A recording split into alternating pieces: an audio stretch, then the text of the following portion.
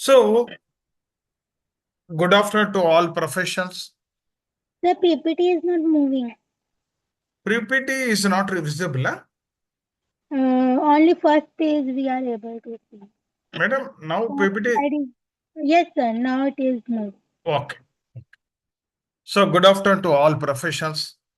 Yesterday, I have discussed about provisional balance sheet or financial statement of the corporate data because that is one of the biggest problem the corporate, the IRPs or RPs they are facing during CIRP process.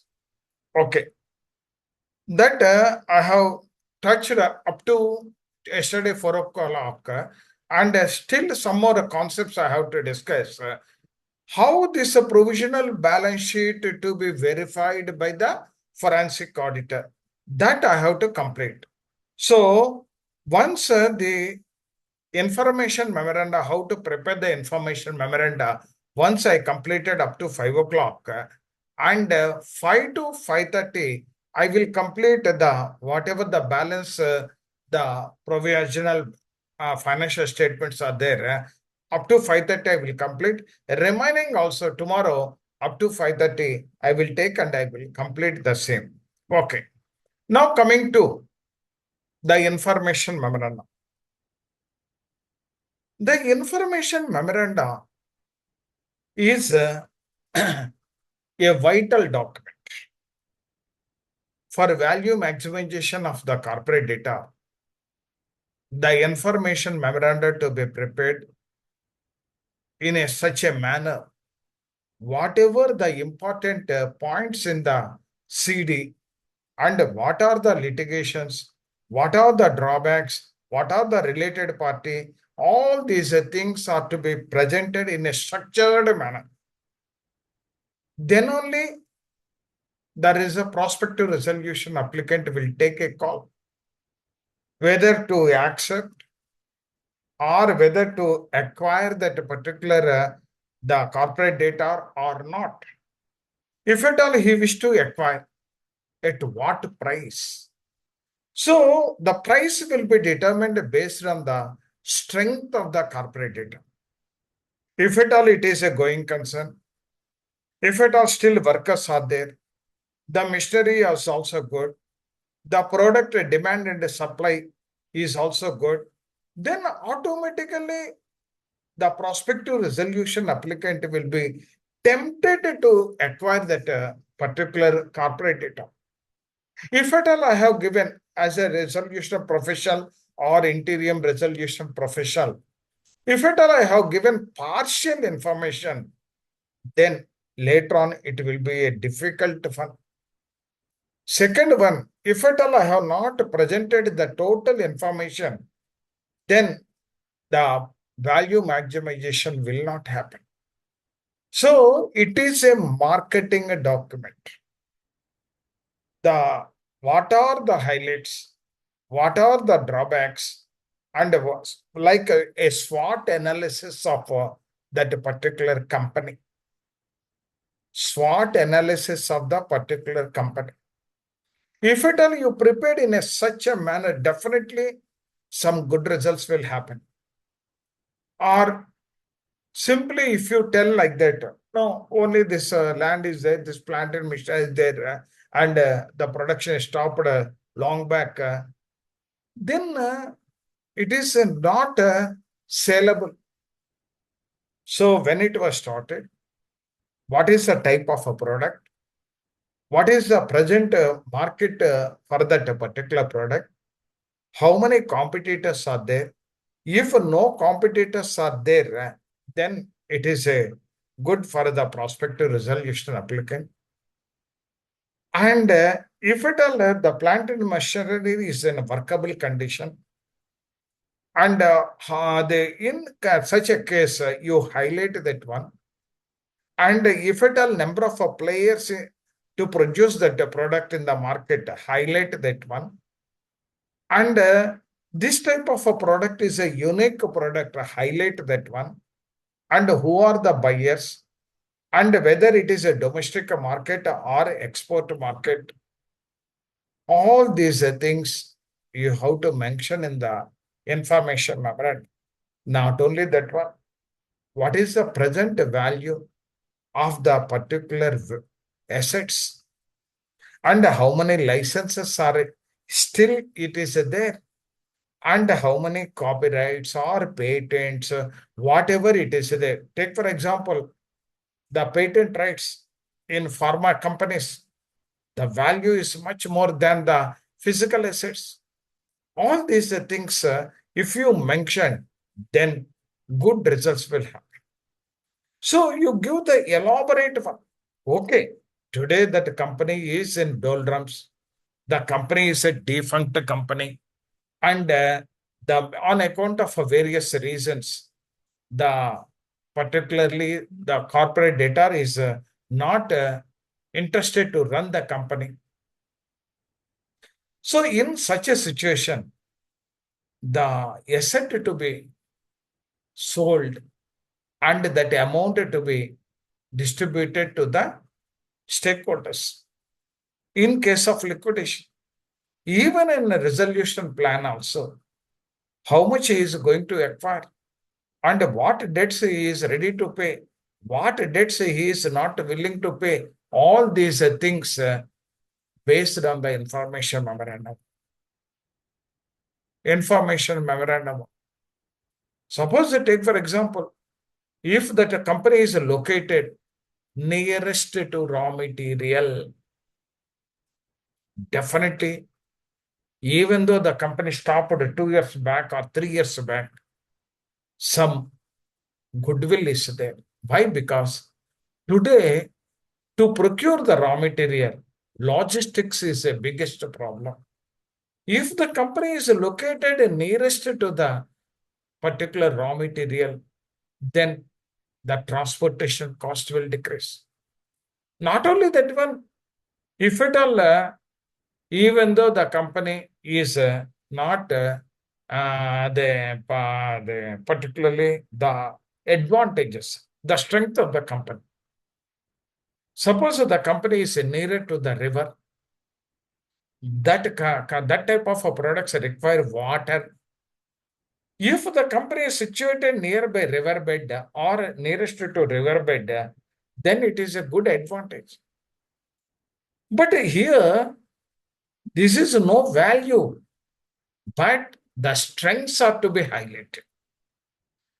Once it is nearest to riverbed, it is not a value. I am not talking about value because, okay, once this type of companies require water, the plenty of water is available nearby.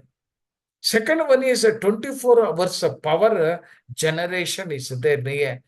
This is no power cuts on that in that particular area. That is also a strength.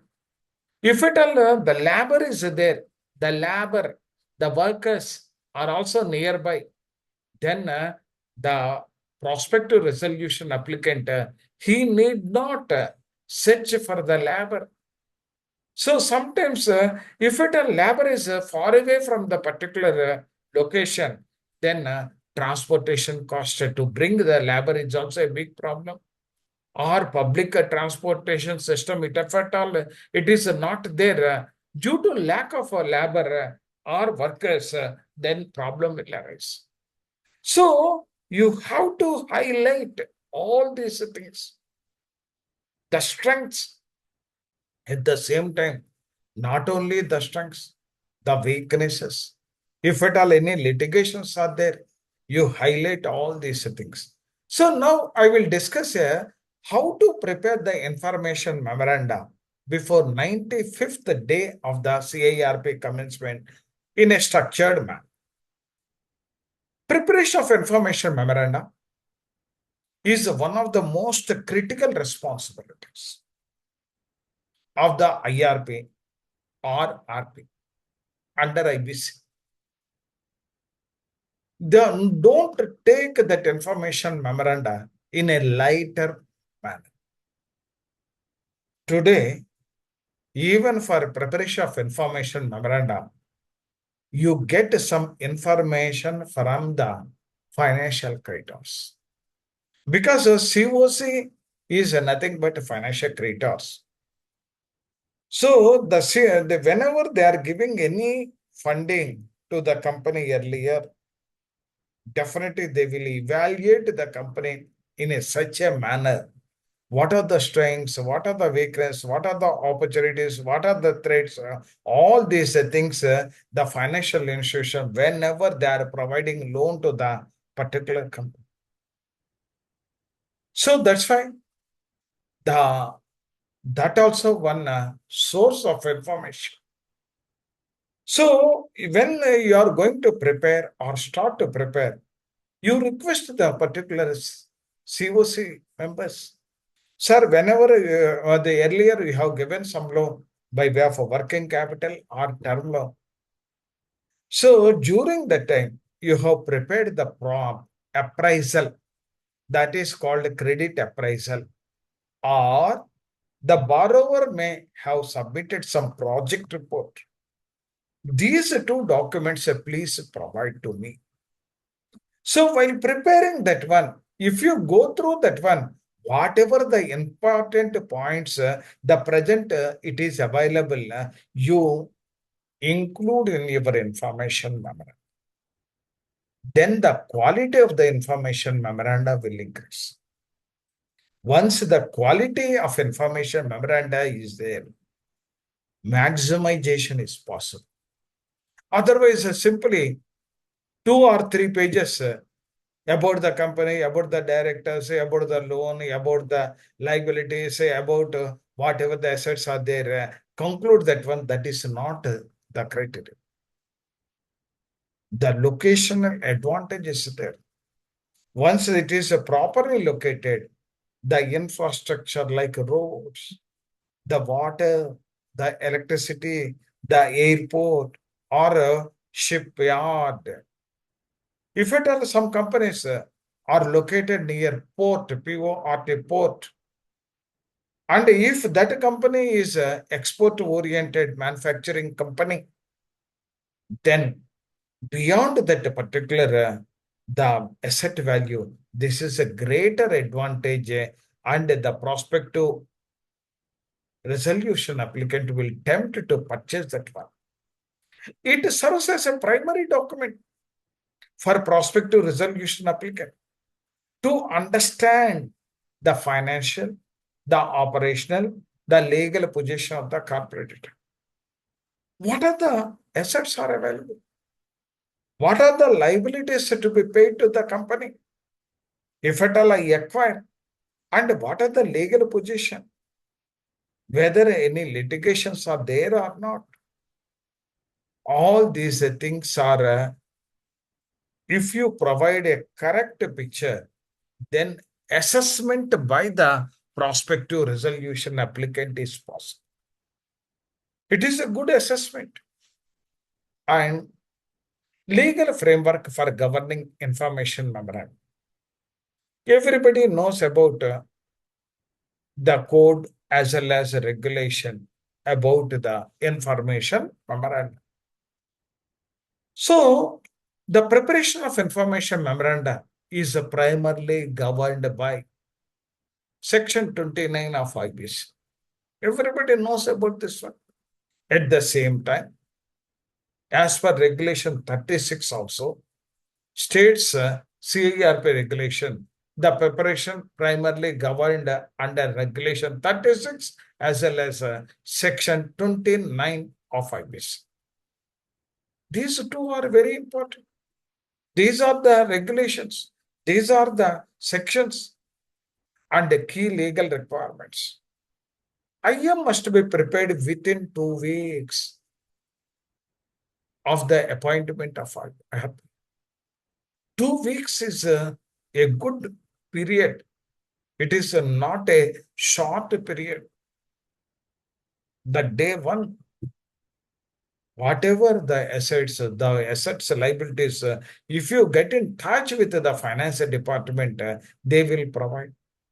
Or if at all you get a touch in with the COC members who are the financial creator, they will provide. So, or within 95 days from the insolvency commencement date. practically aligned with the CIRP timelines. So 2 weeks, if at all in a big company, 2 weeks is possible. Once I prepared in the meantime, claims one by one, one by one, the claims are also coming. The information memoranda is not a static one.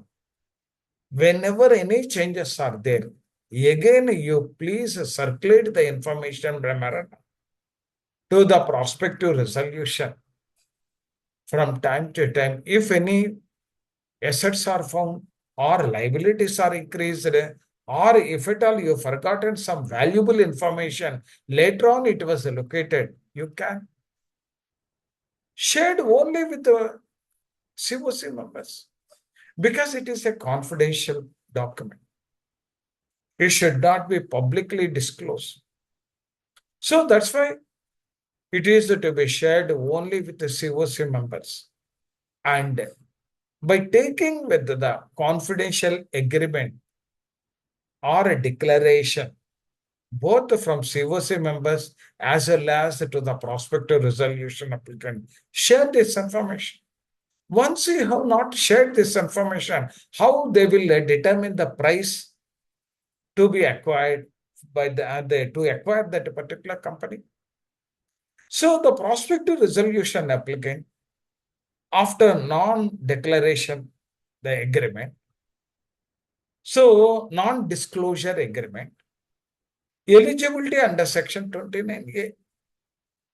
So you have to take non-disclosure agreement. Second one, the prospective resolution to be satisfied with the, because whatever 29A conditions, if at all it is there, he is not eligible. So except the MSME promoter, so he is eligible even though he is a defaulter for this pro. If at all he is a willful defaulter, then he is not eligible. So here the prospective resolution applicant, if 29A adverse, whatever the conditions are applicable to him, then he is not eligible to participate as a PRA. And okay, once all our conditions that is not applicable to him, he is not a defaulter, he is not a willful defaulter, he is not present in a criminal case, or whatever the conditions 29A is there. But you have to take NDA, non-disclosure agreement. The objective, why we are giving a lot of importance to the information memorandum? Why we are giving a lot of importance to the information memorandum? First one is intended to provide complete snapshot of the corporate data. It is a synopsis. It is a snapshot of the corporate data. Particularly this, when it was started, what is the type of manufacturing product, and who are the ultimate customers, where the raw material is available, and who are the vendors, and why the unit is turned into non-performing, and what are the present financials, what are the present assets as well as liabilities, and how many court cases are pending. All these things are to be highlighted. The strengths, the weaknesses, the opportunities, the threats.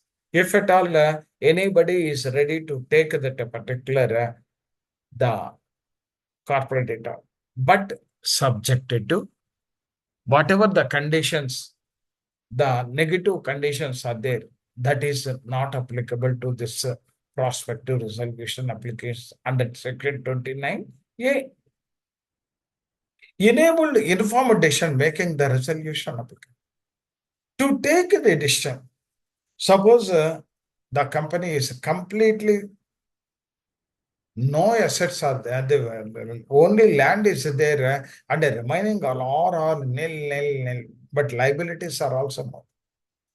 So then he will take a call whether to start a business there or not, and he will take what is the value of the land and all these things.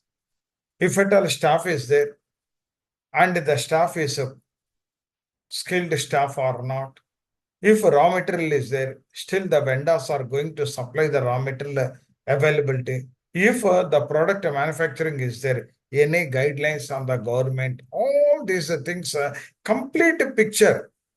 If you complete a picture, if you provide to the PRA, then he will take a call. Facilitate a fair and a transparent resolution process. If at all wrong information is given, then failure rate of a CIRP will happen. Suppose you have mentioned one asset. That asset is not there physically. And once based on the asset, he presumed that asset is available. That's why he quoted a higher amount. Later on, you told that asset is not shown to him. Then the fair, transparent will not happen. So facilitate fair, transparent resolution process. Maximization value of the asset. Suppose the asset is there. Simply don't mention, okay, the asset value is like this. The asset plant and machinery, one asset is there. Or the production department is. If the production department is only 2 years back constructed, highlight that one. Okay, that value anyhow you are going to mention as per the value, particularly the valuation report, fair and liquidation value. But if it all 2 years back or 1 year back that is constructed, that is a new building. And the life of the building is 20 years. So only 1 year completed. Suppose take, for example, a machinery is there. Even though that is a old machinery, at the present to purchase or to acquire the machinery is a difficult task. But the machinery is in working condition. The leftover working period is also another 5 or 10 years. If you highlight the characteristics of your assets, the characteristics of your liabilities, all ought to be. Suppose I take, for example, liabilities. So, against the company, one liability is there, one court case is there. So, based on the latest, the court, particularly the case, definitely it is the company need not pay. It is going to be favorable decision in favor of the company. And you mention the whatever the latest the findings of the court is there. You mention there is no harm. Why? Because if at all the court is going to impose the penalty on account of that litigation, then mention that one. I am not asking you to mention only the positive points, negative points also. Why? Because he has to take a call based on the facts, based on the true and fair position of the company. Next, structure of information memorandum, detailed contents. Okay, you are going to prepare the information memorandum. It will be structured. It should be in a sequence manner. That's why, being a banker, whenever the customer is approaching the company, when the company is approached us for 100 crores or 50 crores or 200 crores working capital or term loan or bank guarantee or letter of credit or bills discount, then we will start from the scratch onwards. When the company was started, what is the certificate of commencement, certificate of incorporation or certificate commencement of the business? Next, where it is located, how many factories are there, how many godowns are there, how many branches are there, who are the directors of the company, what is their experience in the line of activity. Like that, the appraisal format is contains 30 to 40 pages. based on the information provided in that particular appraisal, then it may the sanctioning authority will sanction. If at all it is okay. Otherwise, they don't sanction. So we have to provide the granular level of data. That is very much required in the information memorandums, particularly in the executive summary. Whatever the information, it is like a small booklet form, but it is a dynamic one. Suppose that today you have identified one more date and amended that earlier one provided to the PRA. You provide the latest one. So one is one version 1 or 1.5 or 1.8 or 2 version 2. Like that, you have to inform. Otherwise, during the course of time, some of the liability or some of the assets come across. That is also brought to the notice of the particular the prospective resolution. Overview of the corporate data that it gives good results. Why this is started? Suppose I take for example, whenever we are giving a loan for metal industry or chemical industry or textile industry or infrastructure, even we will write about the policy of the government also. Next, the second one, as per Confederation of Indian Industry, how many players are there?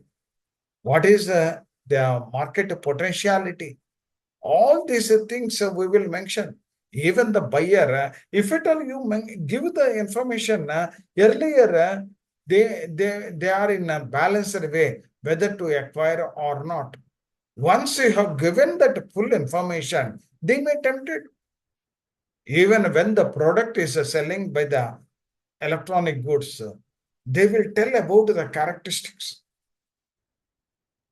Sir, even Wi-Fi is not there, this mobile will work. Then automatically you will be tempted. Or without the Wi-Fi connection also, the mobile will work. So like that, whatever the actual information, I am not asking you to provide a wrong information. Industry position. Okay, how much demand is there in the market? The product demand. How many players are there? How much supply and demand gap? Whether supply is more than the demand or whether the supply is less than the demand. If the demand is 100 units and the supply is 50 units, definitely the product demand is there. Then if at all I manufacture, sales will not be a problem. The industry position. To prepare the information memoranda, sometimes you have to take the secondary data. That is a Confederation of Indian Industry or a Chamber of Commerce, etc. That information also you include. Key financial highlights. Suppose the financials are there. The debt or equity or whatever the working capital ratio or earlier what is the profit ratio and what is the profit on a total sales percentage, what is the return on investment earlier. Today it may be in problem, but earlier it is a good, but on account of various reasons there is a dispute within the promoters, or promoters are not interested to continue, or some of the promoters are died and other promoters are unable to handle that particular company. All this, that's why the company is not in a good shape.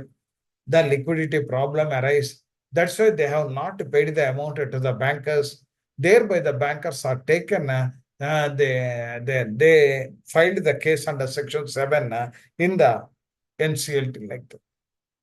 So, key financials. Financials means the present financials may be worst. Once the company is in full optimum utilization. At the time, these are the results. Then he will take okay, today the company, then he will take a call.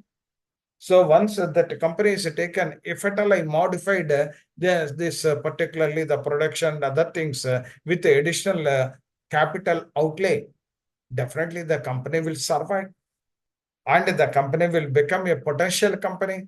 The company will become the economic viability for a company. Like that, the prospective resolution applicant will take a call. For that, you have to provide the vital information. Reasons for stress that particularly everybody, if at all you are selling the asset, any asset, suppose one person is there, he is selling the house, then automatically the buyer who going to buy, why you are selling? What is the reasons for? No, no, no, sir, I want to settle in USA. That's why I want to dispose the house.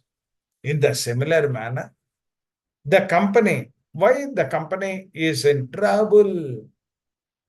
Even though you are telling that is a new mystery that production department 2 years back and the supply is less and demand is more and you have provided some confederation of Indian industry. But in that case, why the company turn into non-performing or stress or default? Then you have to tell. Then you have to tell. So this is on account of the reasons. The reasons are known to the particular financial creditors as well as the operational creditor. Anyhow, once out of the total claim, if any financial operational creditor more than 10%, he is also part of COC. Second one, COC members also.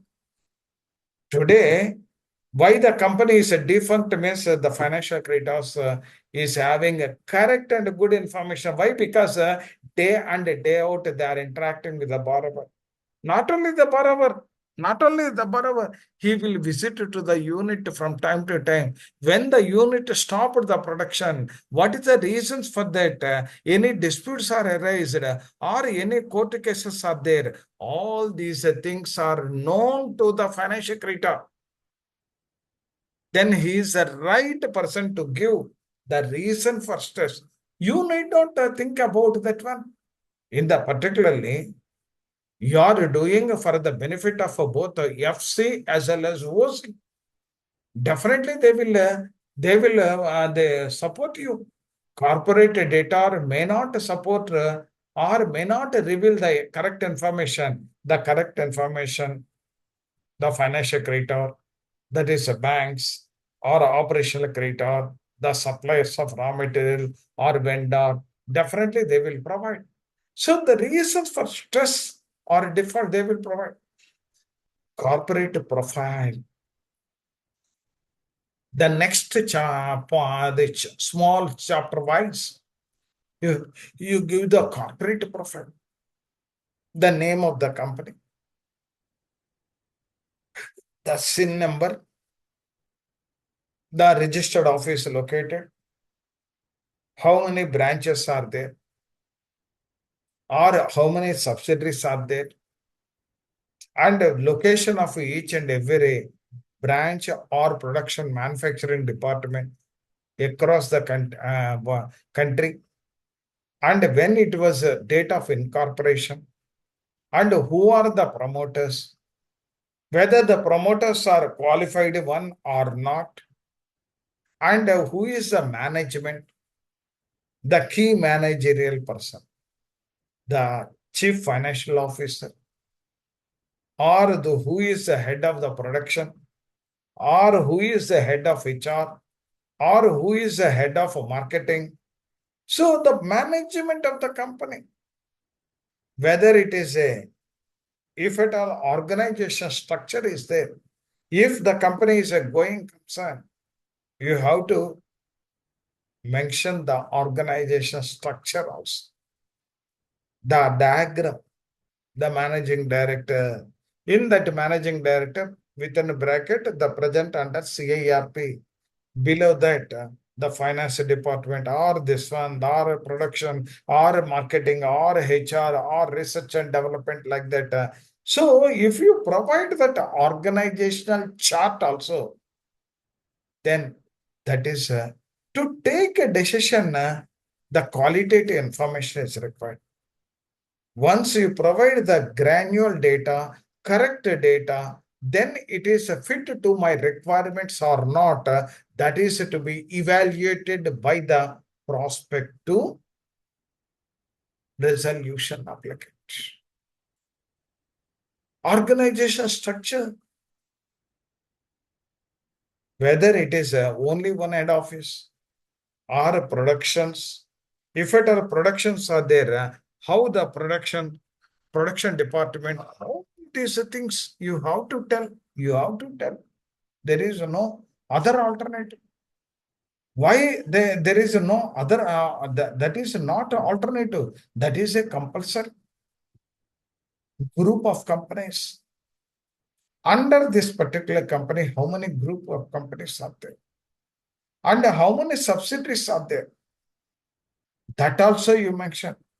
Later on, whether any coordination is required or cooperation is required from the group of companies or the subsidiaries, whether they are going to they provide the various services or raw material, etc., or whether they are going to purchase the final product, all these things. So the group of companies under the same management, once the particularly joint CIRP came into the picture, then okay, all companies under the particular the parent company, all are they to be handled by one CIRP only. So here also the business over.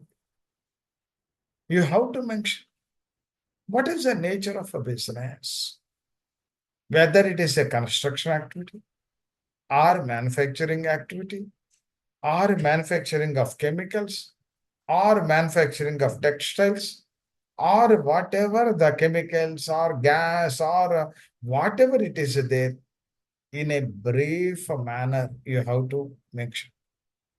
So once this document is read by the particular prospective resolution applicant, then he will think it of how I'm going to handle this company and what are the total additional funds that are required in addition to the amount of the resolution plan. All these things he will do. For them also, lot of homework is required. If at all you have not provided that information, and frequently they are disturbing you like anything.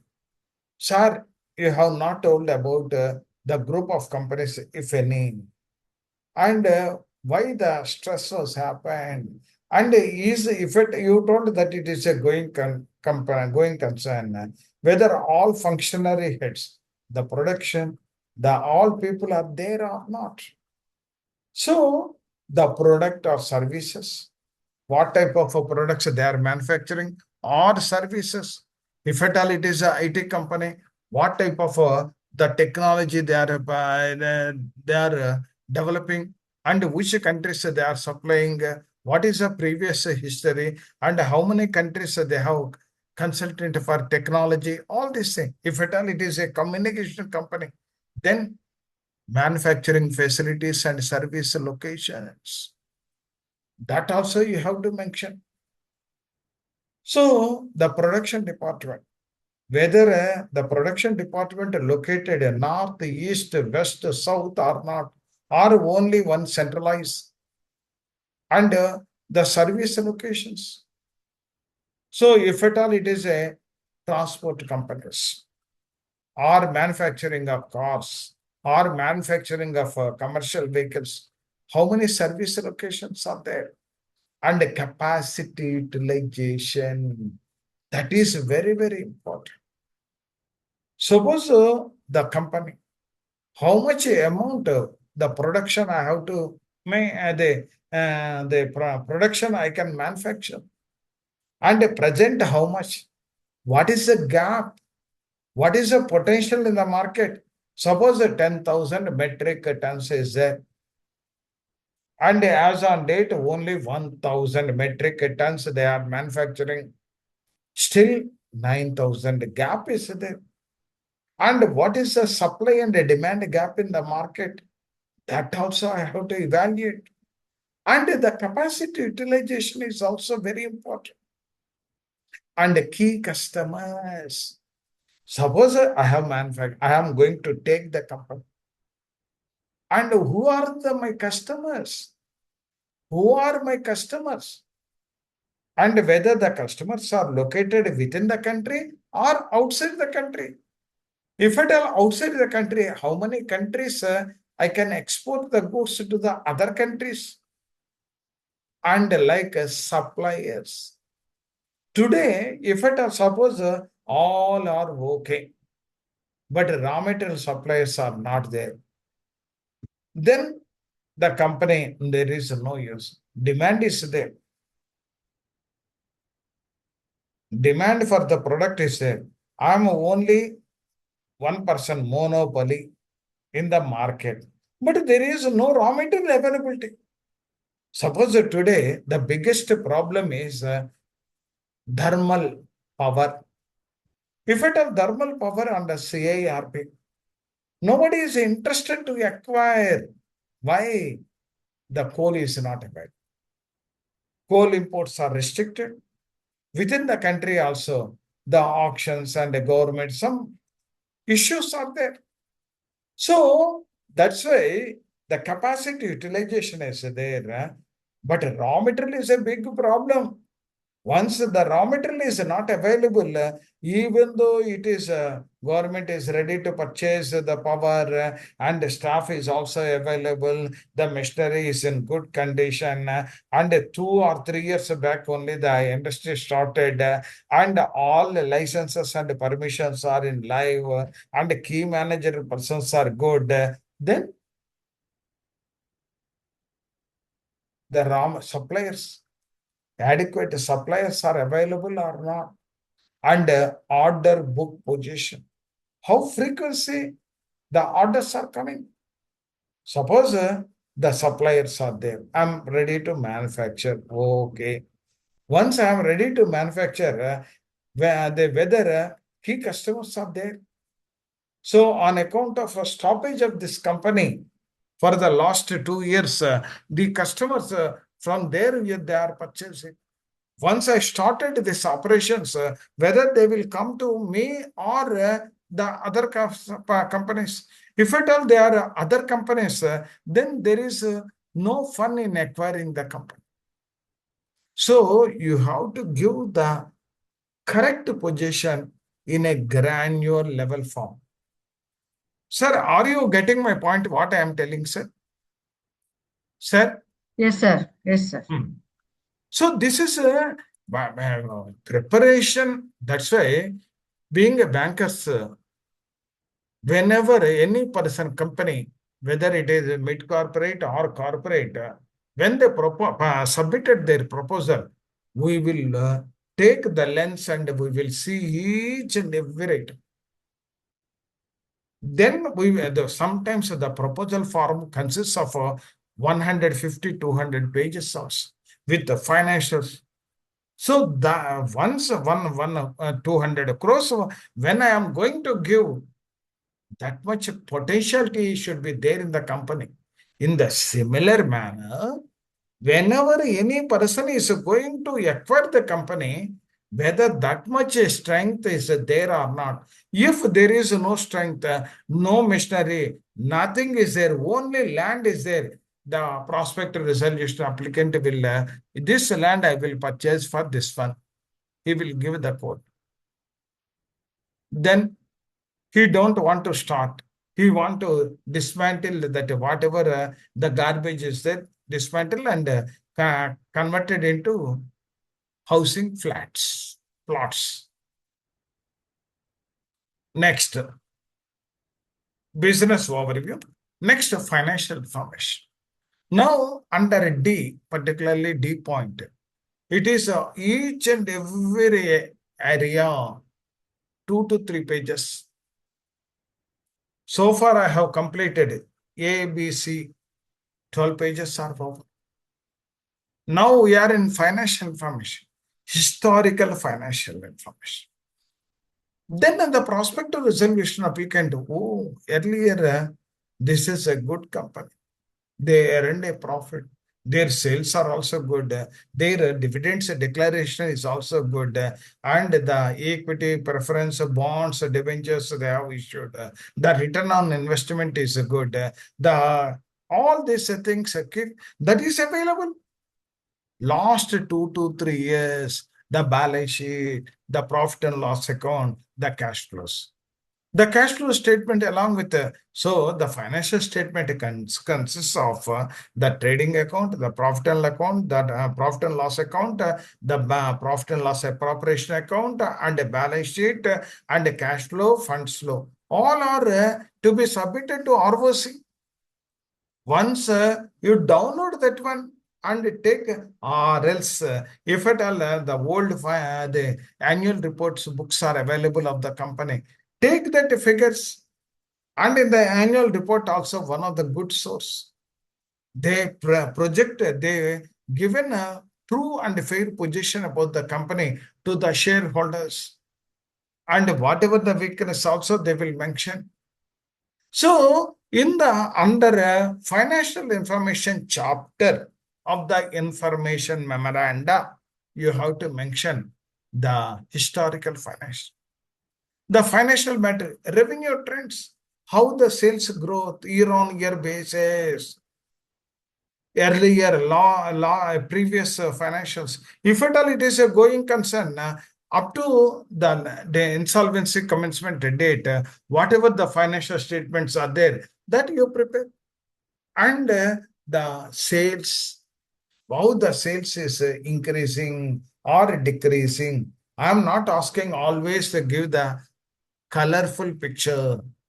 Whatever the black and white of the company, that also to be highlighted. If at all always telling about the color and not commenting on the black and white, it is a wrong information. Thereafter, the lot of problems will arise. How the revenue trends are happening? Not only that one, earnings before interest, tax, depreciation, and amortization, EBITDA.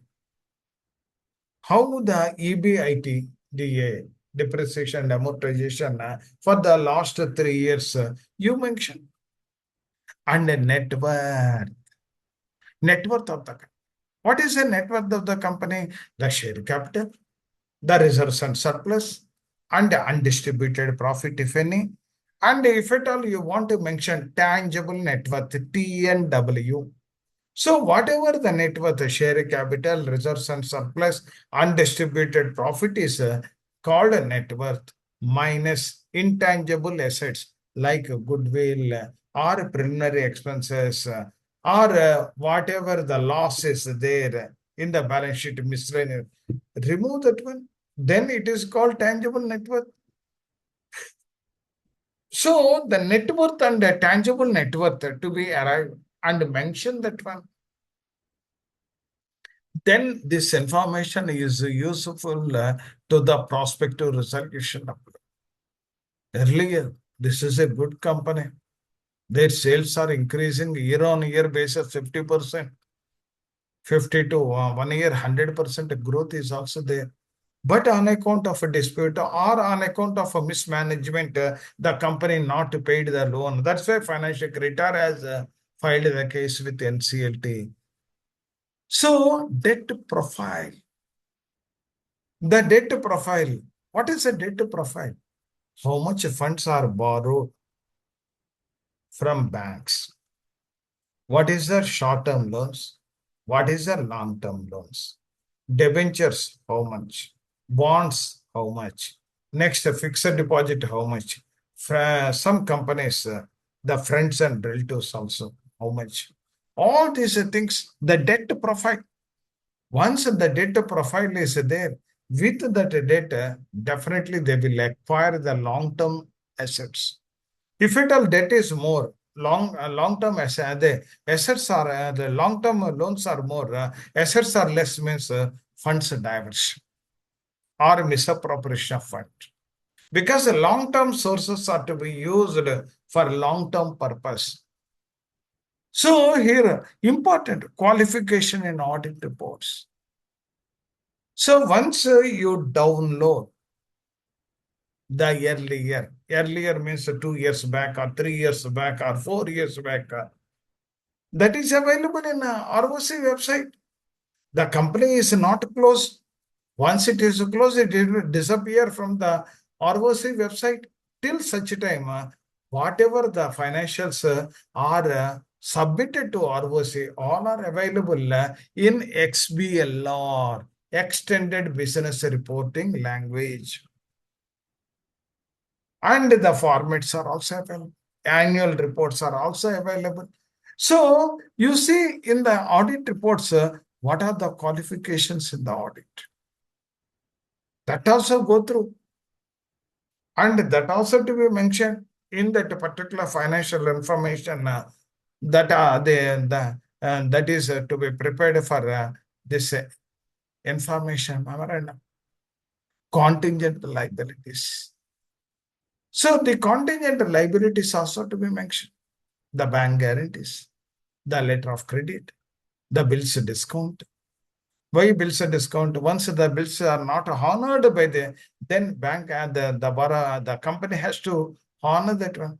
Not only that one, whatever the litigations are there in the courts, by the employees, by the workers, next tax authorities like GST or income tax, all these things, related party transactions, if any, that also mentioned.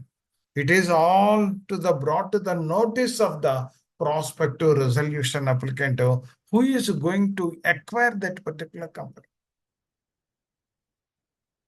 Then if you provide this broad information at a granular level, then only it is a good information memorandum. Next, what is the present position? So far, you have given the earlier figure, whatever the assets, whatever the financial EBITDA or whatever it is there, you have provided. Now, provide the assets and liabilities position. What is the present? Because once last 1 year, no activity means by that time, most of the assets are disappeared or liabilities may be constant.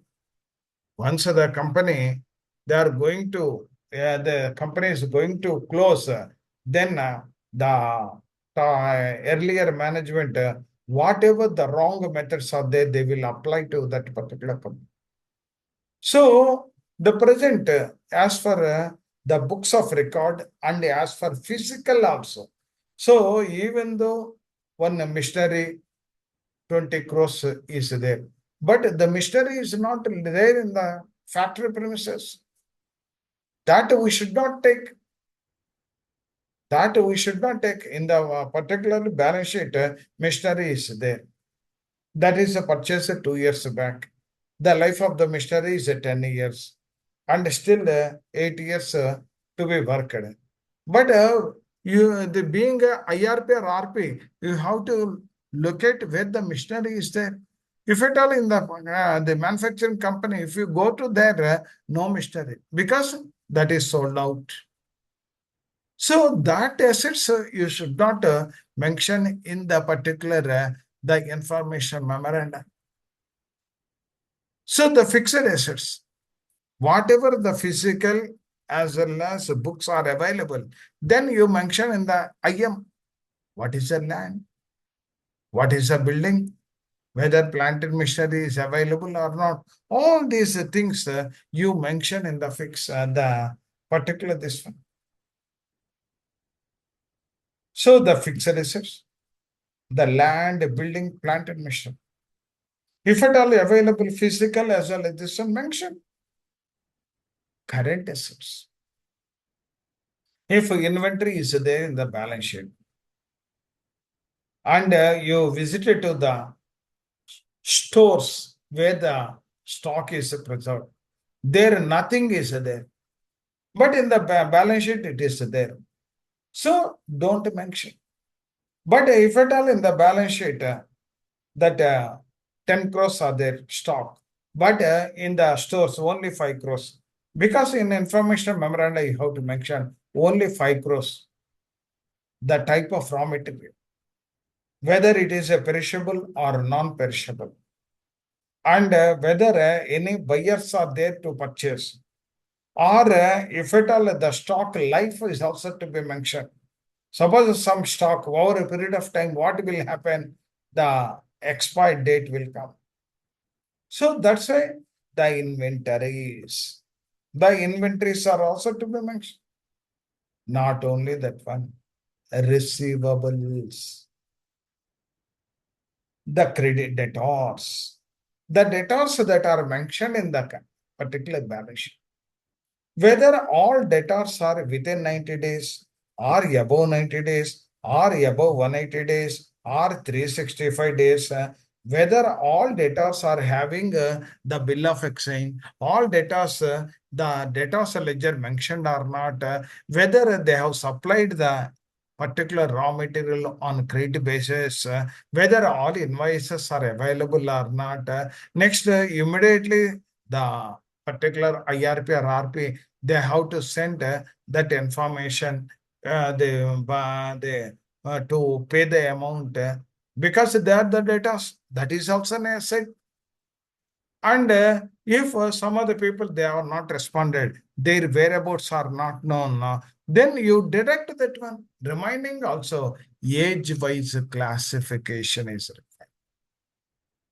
Age-wise classification. What is the age-wise?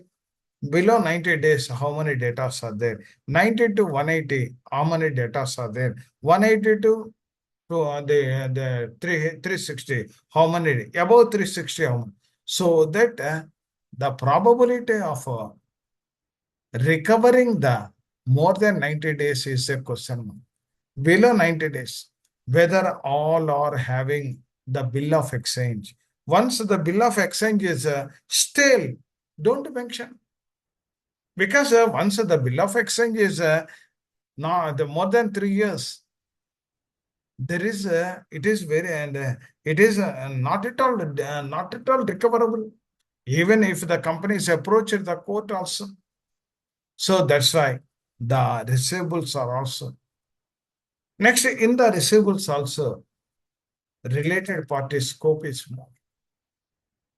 When the company is going to close, then the top management, they will sell the goods to the related parties with lower rates and other things.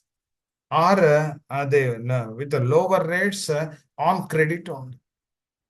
And next one is intangible assets. Today, the lot of value is there for the intangible assets.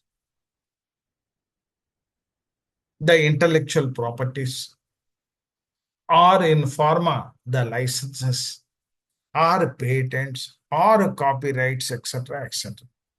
Even though that is in the paper A4 size, but value is more. Value is more. That's why the intangible assets. So whatever the intangible assets are there, so you verify with the previous financial statements or the balance sheet or whatever it is there. What is the value they have mentioned? Today in the pharma to acquire the license is a big challenge. So like that, the licenses are also to be mentioned. Or the IP, intellectual property, IPs are also, intellectual property rights are also, if at all it is there, copyrights, patent rights, liabilities. Secured financial creditors. How many are secured financial creditors? What type of security they have given? What type of security they have given? by the company. Secured creditors, suppose liabilities, suppose if at all the company is availed a loan of working capital from the bank, 100 crores. Definitely 100 crores, 120 or 150 worth of land and buildings, they might have given as a collateral security. That is a mortgage deed or the personal guarantor. They may extend this one. So the secured financial creditor, what is a secured portion and what type of security the company has offered to get the loan or to avail the loan? Unsecured creditors. Normally the unsecured creditors without any security. Some of the financial creditors, the company, they may borrow from friends and relatives or some private parties also without security. That also you mention in your information memorandum. So the secured as well as unsecured also you mention. Then only the prospective resolution applicant will arrive a conclusion how much the value of the secured creditors. If at all the present value is much more than the outstanding, then naturally he will be tempted to acquire operational creditors. Who is the operational creditors? What type of raw material they have supplied? What type of services they have supplied? Suppose you take, for example, the electricity board is there. They might have supplied the electricity or water or other operational creditors. Raw material is the main one. Some of the services, even sometimes the outsourcing agencies or logistics.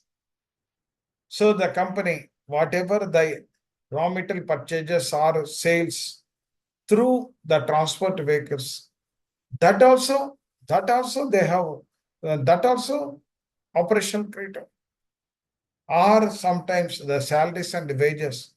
So once the company is going to be facing problem, then they will request the employees and workers, please wait, we will pay. So how much pay? So as per the waterfall mechanism, the 12 months the salaries or 24 months wages are also there. Statutory dues. Some of the companies, this also to be mentioned in the information memorandum, like secured or unsecured or operational creditor, whatever the statute duties, the company might have paid some amount to the income tax authority. No, after verification of the tax returns, they raise a demand for extra amount, and they may appear for the appellate authority or whatever the courts are there. Like that, GST also. So the statutory dues are also very, very important. So the statutory dues, sometimes the company TDS recover, but not paid to the government. Or employees a provident fund or ESI, they recovered, but not paid. Whatever the statutory dues, as per the latest, the provisional balance sheet, that also to be included. Sir, madam, are you understand what I am telling? Hello. Yes, sir. Hello. Ah, Yes. next chapter is list of creditors. List of creditors, particularly the list is also to be provided. Okay, amounts, anyhow, we are mentioning an E and the list of creditors. The list of financial creditors with voting right, you have to provide. The list of operational creditors you have to provide. The workmen and employees list also to be provided. What are the government dues that is due by the company? That also. So along with in the information memoranda, the information with regard to the list of financial creditors names, Earlier, we have mentioned only the assets and the liabilities like a balance sheet type. But the details are also mentioned. The list of the financial creditor with the voting right and the operational creditor, the list, what type of raw material they have supplied, when they have supplied, and whether the company has given any bill of exchange, the bills payable. Bills payable. Once the company is given the credit sales, they will take the bill of exchange. That is for debtors. This is for creditors. That is called bills receivable. This is called bills payable. For creditors, bills payable. For debtors, bills receivable. Operational creditor. And how many months the salaries are to be paid. A number of employees. If the list is a big number of employees only, and the amount, and that 12 months or 24 months, whatever it is there, or government use, particularly which government, whether it is a state government or central government or income tax or GST, whatever the information is there, all are to be, list is also to be mentioned. Next, security interest details. You have to mention in the information memoranda this one also. That is a security interest. The security interest is particularly the security interest like creation of charge. Section 77 of the Companies Act also, the charge is to be created. So how many charges are created? Not only that one. Security means hypothecation or pledge or assignment or lien, all are called the security. So the hypothecation, the pledge, the assignment, the lien, the mortgage, all are various types of securities interest. Charge holder. Suppose take for example, company building are charged to the bank and the mortgage deed is executed. You have to mention the property charged to State Bank of India for the loan amount and the mortgage deed dated. So the nature of security, whether it is a hypothecation or pledge or mortgage or assignment or lien or etc. etc. Sometimes the company may take the assign their particularly that securities to the other and they will take some loan or assignment on the insurance policies or sometimes the company may assign the particularly the share capital to others also by taking some money. So here, whatever the collateral details, if at all the company is given land, what is the land? How many acres of land? And what is the present value of the land? And what is particularly where it is located? All these things. Valuation summary.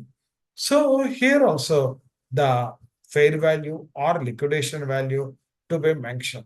To be mentioned. So the security details also to be mentioned. So that's why information memorandum is not 1 or 2 pages. It runs into, it depends upon the size of the company, size of the assets and the liabilities, etc., etc. That's why it is a lengthy one.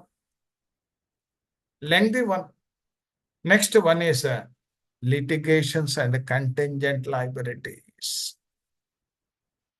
Litigation and contingent liabilities. So here, what are the litigation against the company? What are the contingent liabilities under this chapter?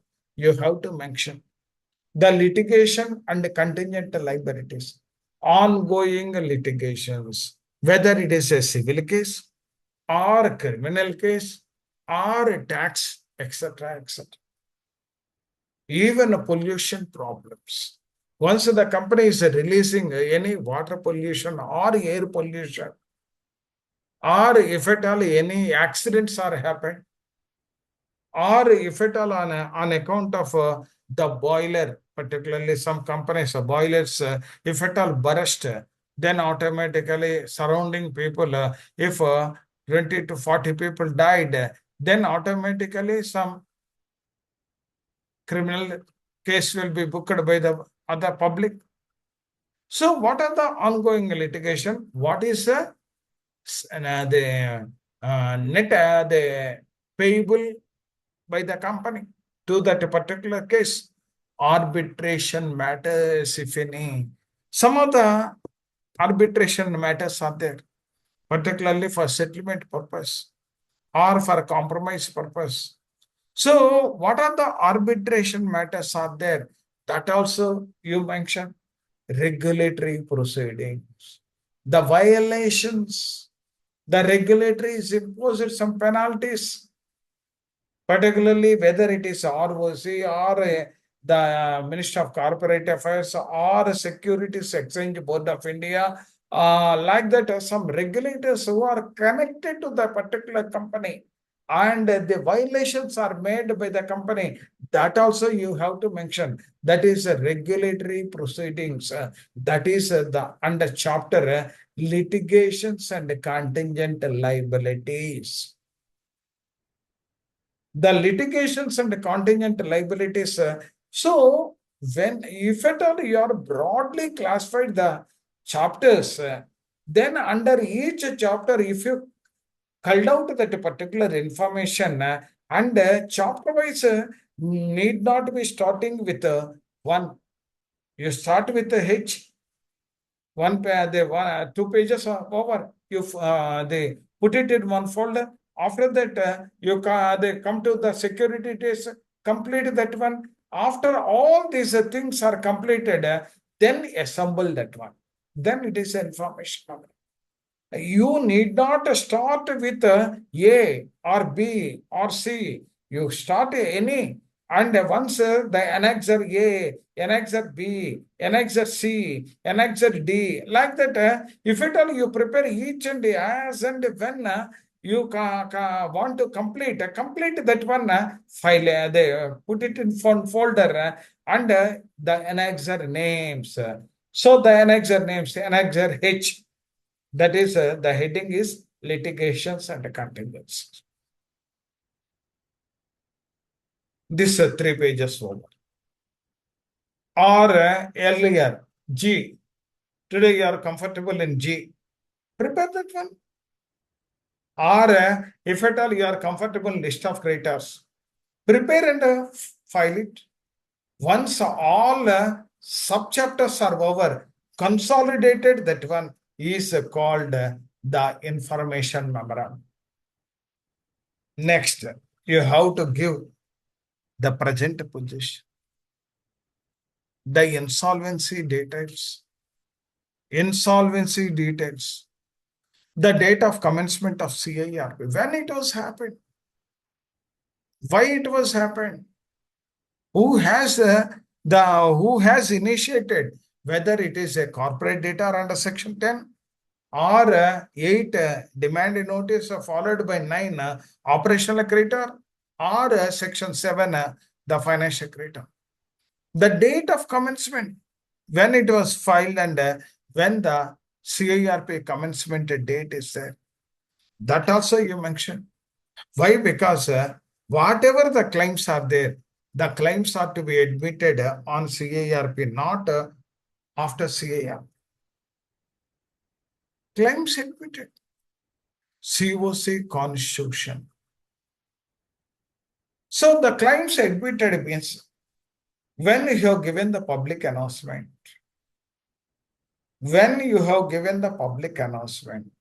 after that you have received claims. And what is the last date? Up to last date, what are the claims? In the claims, how many financial creditors are there?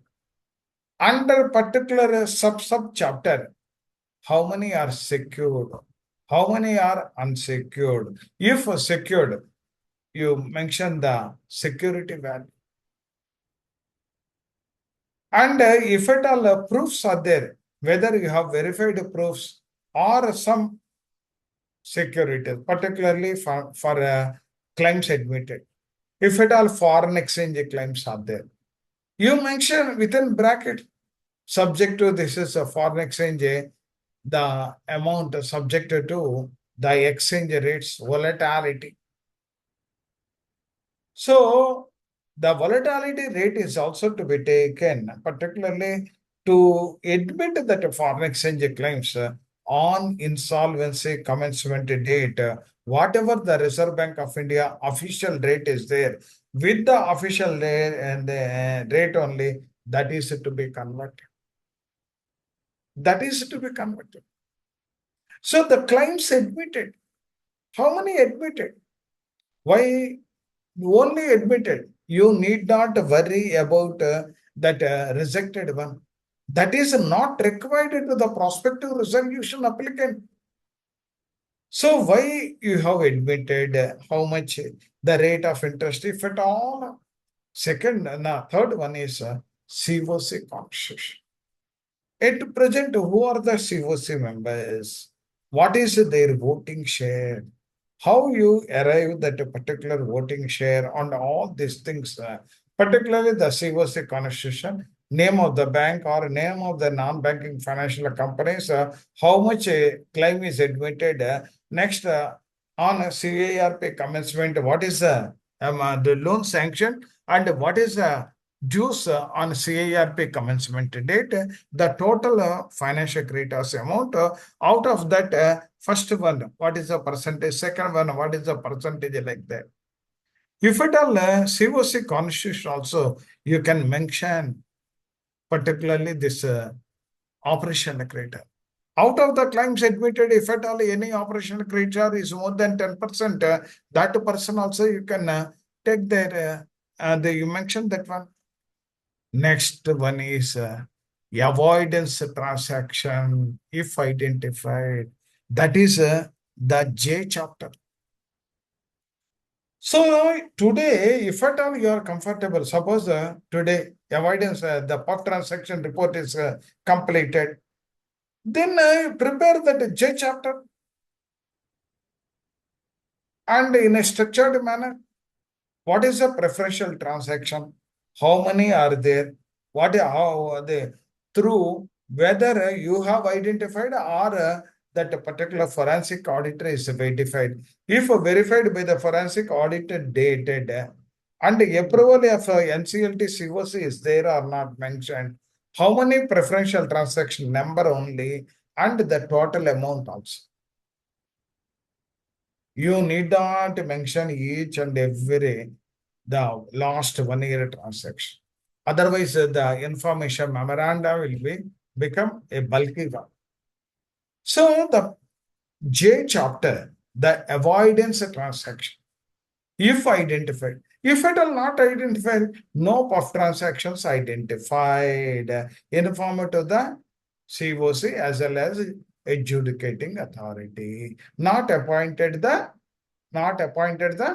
forensic auditor oblique a transaction auditor. Suppose undervalued transactions are there. If it are undervalued, the report dated and how many are identified, what is the quantum of amount, and fraudulent transaction. Whether the look back period is there. For all these things, look back period wise also you have to give up to 1 year, and a related party look back period 2 years, and a fraudulent transaction irrespective of the look back period, you have to mention. Year wise also you have to mention.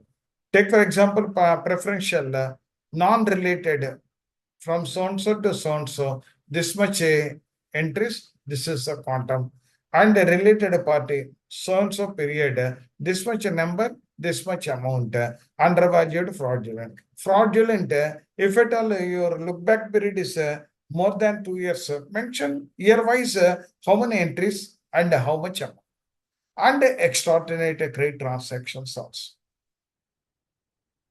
Extraordinary credit transaction also you have to mention. Like that, the avoidance chapter, particularly the J chapter. So daily 2 or 3 chapters you complete from the day 1 onwards. Static details are available. For this also, for writing that a brief about the company, the demand supply, the plant and machinery, you take the COC members, what their appraisal forms are there.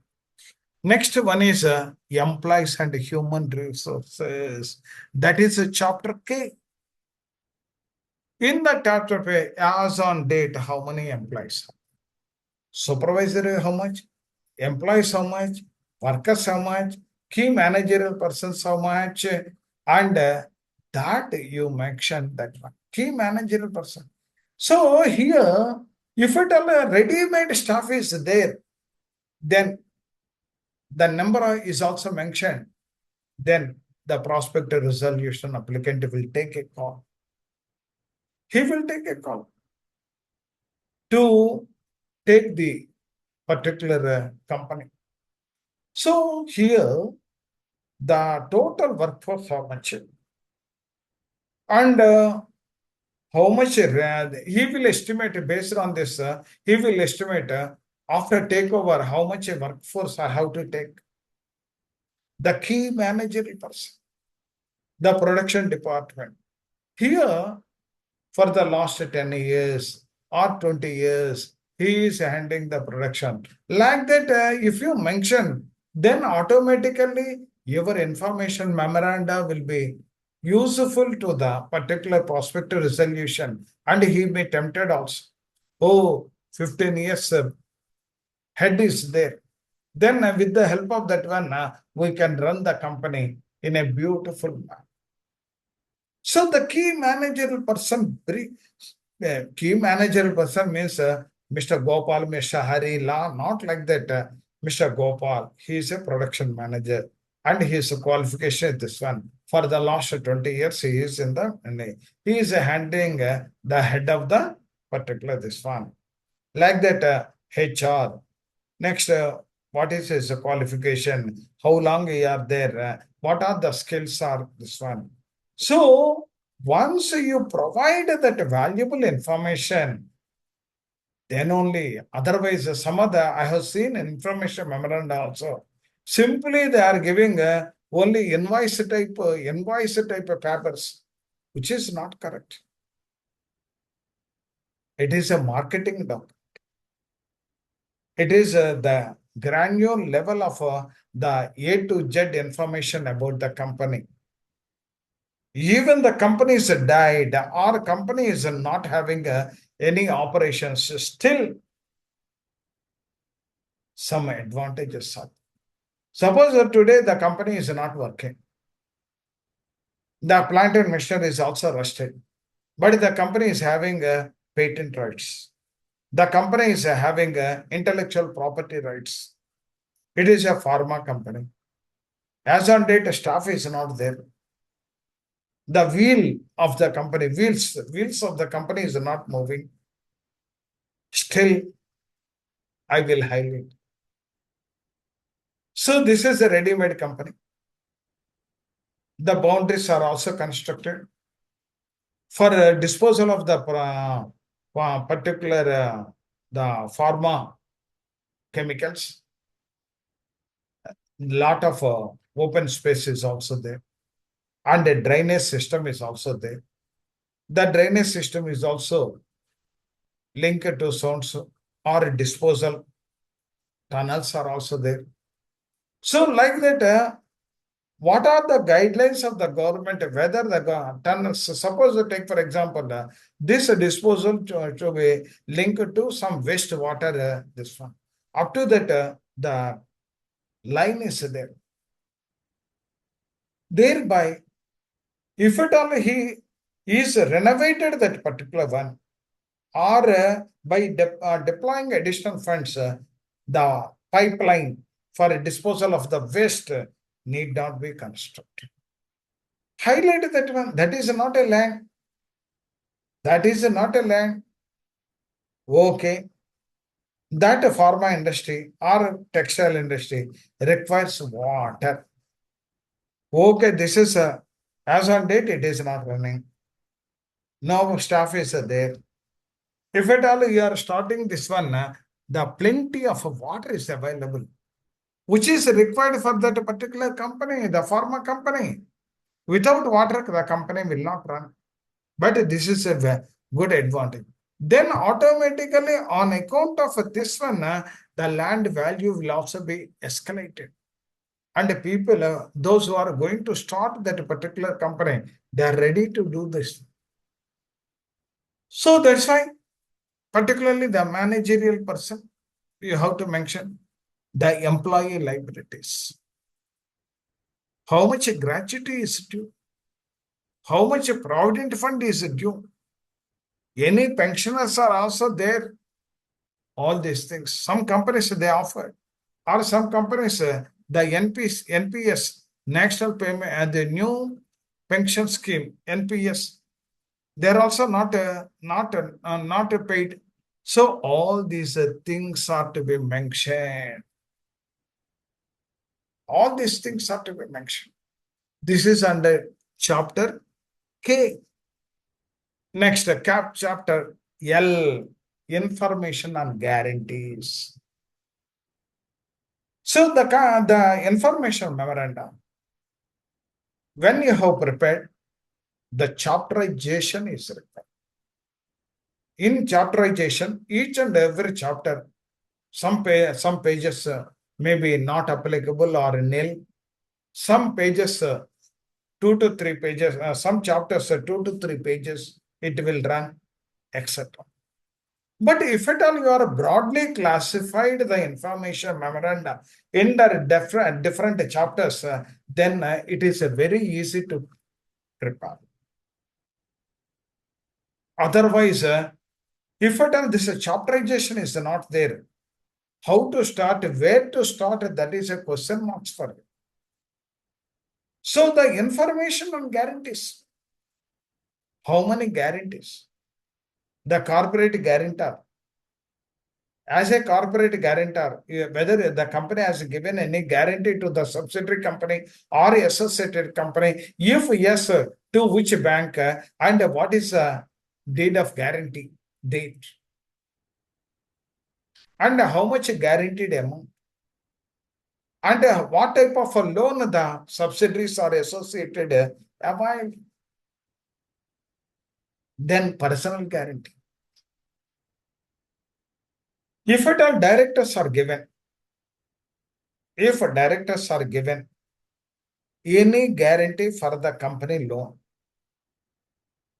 next the deed of guarantee, the director's name, at the time of giving the loan, what is their net worth? Because once a net worth is good, then only the financial institution will take the personal guarantee. Otherwise, they don't take. So the personal guarantee of the promoters are also to be mentioned under chapter L, information and guarantees. So the corporate guarantee, if the company has given, if the company is having 10 associates, 5 subsidiaries, in how many companies the parent company has given guarantee? For what purpose? For which financial institution? What is the date of the deed of guarantee? Mention. In the similar manner, the directors of the company, they might have given some guarantee for the company loans to acquire or to get the loans from the banks. Because here, the total picture of the particular company. Here, no hidden agenda, no information missing. All are to be properly mentioned. The personal guarantee of the corporate data. Next, valuation report summary. That is chapter M. Are you getting my point, sir or madam? Yes, sir. Hello? Yes, sir. This is chapter M. One more thing I want to highlight this one.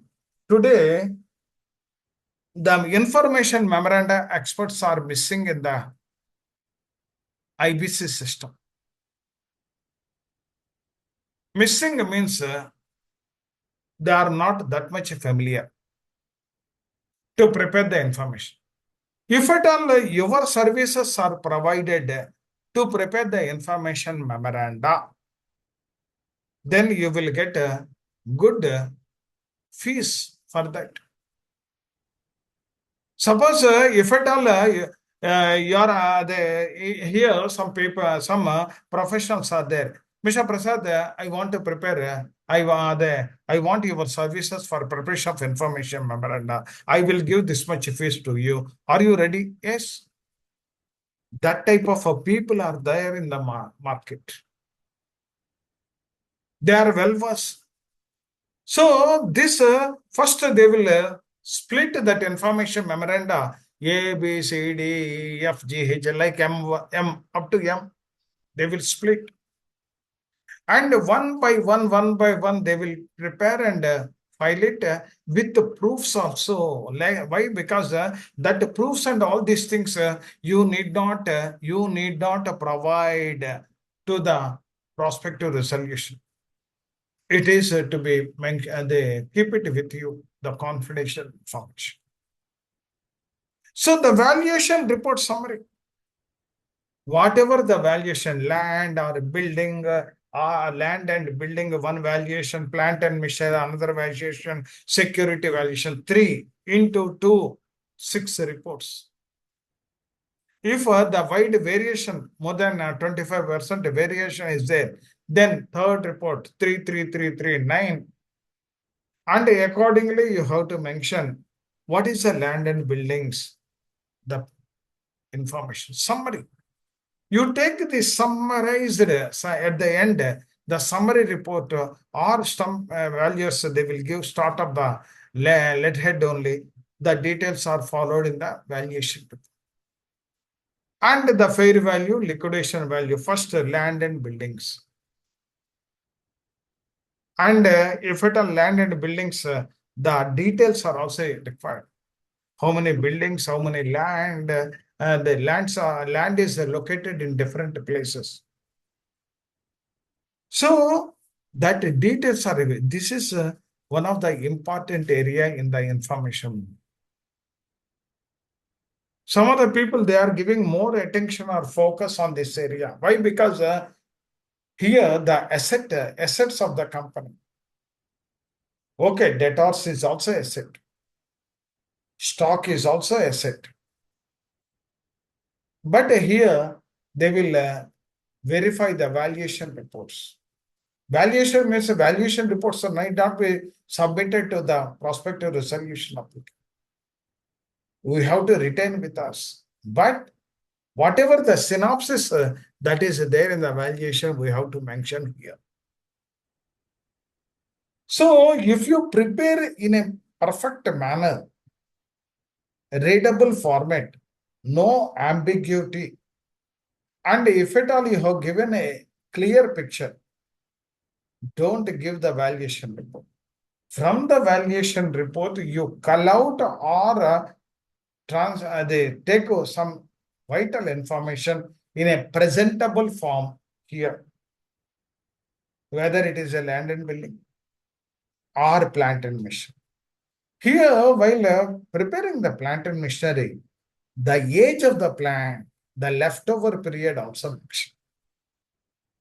The age of the plant, the leftover. Whenever you are talking about particularly the building, the construction, and the strength of the building or the leftover. If at all any insurance policies are there for this particular assets, mention that. If at all these assets are mortgaged to any bank, one information also, you put it here also. So the valuation report summary, but here there is no hard and fast rule for preparation of information memorandum. This is the structure. You have to prepare like this.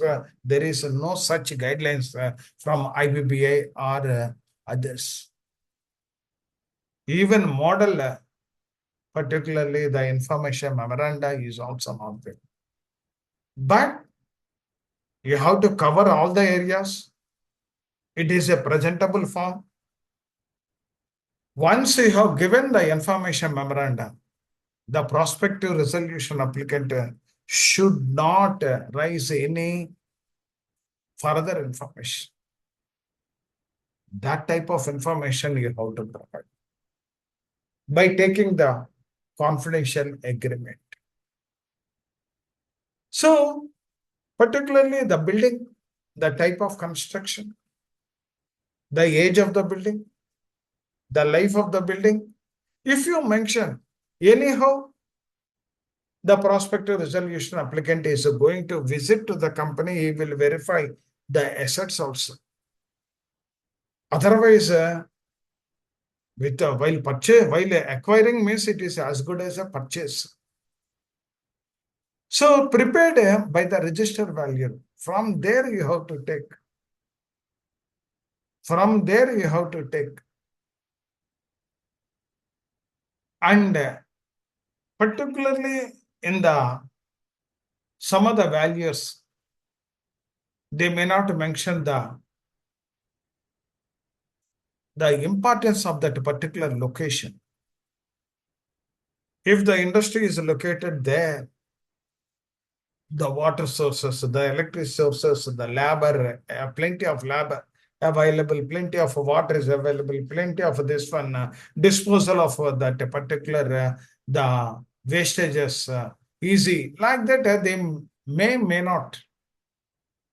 But here, the plus points are also to be mentioned. Next one is chapter N, resolution process information. The process note for the bidders, how they are going to submit, how they are going to submit the resolution plan. You have to enclose or mention the evaluation matrix. Once the evaluation matrix also I will discuss in detail. So what are the parameters and all these things, and what are the marks to be allotted out? And the timelines also you mentioned. And the bid submission requirements also, whether to be submitted online or offline, or all these things. So any guarantees or one upfront, or if at all you are going to give the guarantee or total, all these things. The resolution process information to be mentioned under chapter N. So it is a book type. It is a book type. Once you have handed over by taking the declaration, confidentiality declaration, end to end, once you have prepared, that is a final. No need to ask or to raise the questions by the PRA. That is the quality of information memorandum. So once you have provided that one, value maximization will happen. If at all the piecemeal and not a structured one, and not in a structured manner, if the index also to be put, starting point. A, this is one, B, this is a N, resolution information from page to so-and-so to so-and-so page. Then definitely the value maximization. It is like a project report. Even though we are calling it as an information memoranda, it is a project report from the prospective resolution applicant point of view. That is provided by the seller to the prospective buyer. Prospective buyer is nothing but the prospective resolution applicant. The seller is nothing but the CIRP resolution personnel with the consent of the COC, etc., etc. So this is the various this one. So once you are preparing, first A, executive summary, B, corporate profile, C, chapter business overview, D, financial information, E, assets and liabilities position, F, list of creditors, G, security interest details, H, litigations and contingent liabilities, I, insolvency details, J, avoidable transaction if identified, K, employees and human resources, L, information on guarantees, M, valuation report of the summary, N, resolution process information. And these are the chapterization that is there in the information memoranda, which is to be prepared by the resolution professional and to be submitted from 95th day of the CIRP commencement. Any doubts up to this point, sir? Any doubts sir. up to? No, sir. So today, honestly speaking, I'm also providing this one and I'm also charging for preparation of information. This is a part of CIRP process.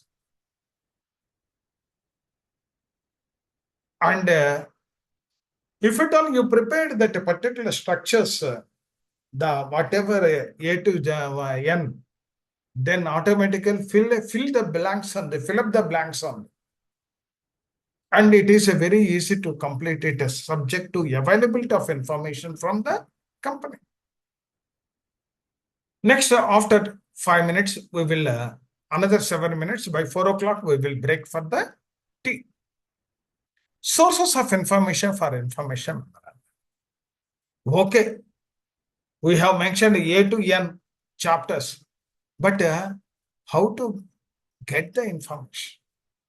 It is very easy. You mentioned chapter this one, the information, this information, chapter M, this information, chapter in L, like that. But where the sources? Each and every chapter, you have to call out the information from the various this one. IRP or RP must collect data from books of accounts of the corporate data. To some extent, if books are not available, only partial information is available. Sir, my suggestion or request is, whenever this structure also followed, and if books of accounts are there, you go to the concerned A, B, C, D, E, F, G, H, A, open that one and fill it up that information. Then automatically the total information memoranda will be woven. Sometimes, if at all I stick on one chapter, the information. So whenever I am taking one particular book of accounts, the relevant. But in that case, what you have to do is, suppose I take for example, employees. Immediately you have to get the contact with the HR department. He will provide what is the total force, what is the key managerial person, and what are the employee liabilities, etc. HR department. Below, you tell me this is information. And you get that particular information and get it signed or authenticated by him. Then that is a proof. Later on, I told 150 people, sir, but he is mentioned 250 like that. No. Once the HR department, that's why if at all you are IRP or RP, some of the information, some departments are there. You send directly to the email and gather that information, close that information, close that this one. Avoidance transaction. Particularly here, the PUF transaction report or forensic audit report or transaction audit report. So for this also, you source for each and every particular chapter below you mention the source. Once you get that information, then that chapter is over. Once the chapter is over, you put it in final and move that file. Remaining file, the files A, B, C, D, F, G, H. J is over. Final. Leave it to that. First, you open the A, B, C, D, E, F, G, H up to N. Later on, one by one, if you completed, move to final or the completed. So here also, for each and everything, source is to be mentioned. Source of the decision. So books of accounts of the corporate data for all these chapters. Some of the chapters, the books of accounts of the corporate data is used. Statute to auditors. So whatever the audit reports are there, statute to audit reports, though that also you take, and some information, management and employees, particularly HR department, and bank and financial information institution. If at all any security details or guarantees or corporate guarantee or personal guarantee and what is the sanction terms and conditions, all are some chapters it is useful. Information utilities, NESL. So with regard to financial creditor, that information is authentic information. You get the information by paying the required fees and the government record, particularly for the balance sheets, the previous 2 years or 3 years, whatever it is there, ROC, or if at all any the GST, any disputes are there, or income tax, whatever it is there, and a site visit for physical verification also. So once the asset is in a paper, that is in balance sheet, it doesn't mean that asset is available in the premises. It may not. Today, most of the balance sheet stock is there, 100 crores, but stores, nothing is there. Cleaned one. So once the company is going to be closed, all are to be sold or this one. If at all the plant and machinery is there, no, not available. Refrigerator, some example, refrigerator is there. Refrigerator, where it is located? Nothing. So the vehicles are there, company vehicles, particularly commercial vehicle for transport, or company owned cars. Owned cars. If at all the company cars are vehicles, suppose to bring the staff or to send the raw material, to procure the raw material or send the final goods to the market, the lorries or buses for transport. If at all it is there in the balance sheet and not found, immediately you have to write a letter to the RTO, Regional Transport Officer, to whom it was transferred. If not transferred, you mention that it is the property of the company. Without that, don't transfer the vehicle. So here, some of the companies, while closing that one, they will do this nonsense work. So the vehicles also. So that's why even in bank, whenever we are sanctioning, suppose a pharma company is there, we are sanctioning 20 buses for transporting the staff and 20 commercial vehicles, lorries for procuring the raw material, or all are first we will create charge under section 77 under the Companies Act, and at the same time we will inform to the RTO, Regional Transport Officer, while giving that the RC number, registration certificate number, we will ensure whether they have mentioned hypothecated to State Bank of India, so branch or not. Otherwise, without our consent, the company may sell the particular. If at all hypothecated to State Bank is there, then they will ask, they will send a direct letter to us, then we will If it is closed, we will give the sale deed and sign it, sale deed for sale of the vehicle. So this type of this one is also there, and step by step process for preparation. So this also we will discuss after tea break. Is it okay, sir? Ma'am? Yes, sir. Yes, sir. Okay. Yes. Okay.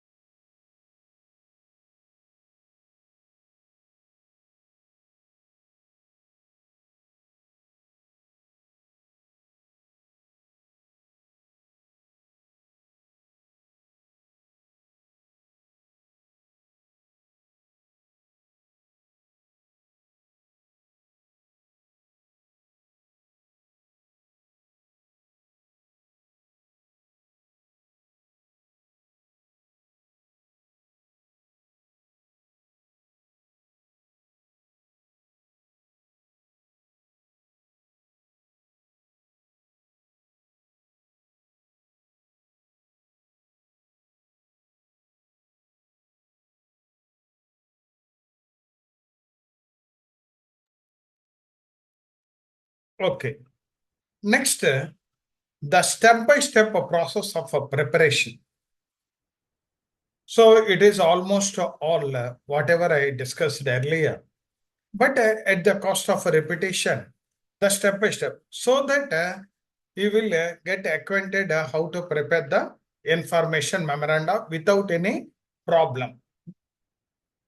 Now coming to first, you have to collect the data. Data collection is very important.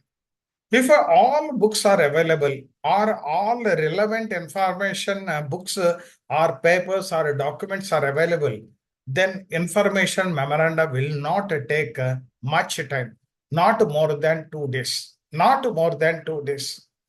So once or twice, if you recapitulate what I have discussed in the PPT, if you go through once or twice, then automatically you jot down the books, particularly with regard to your CIRP case, where the books are available or whether the books are available or not, all these things, you prepare one small paper.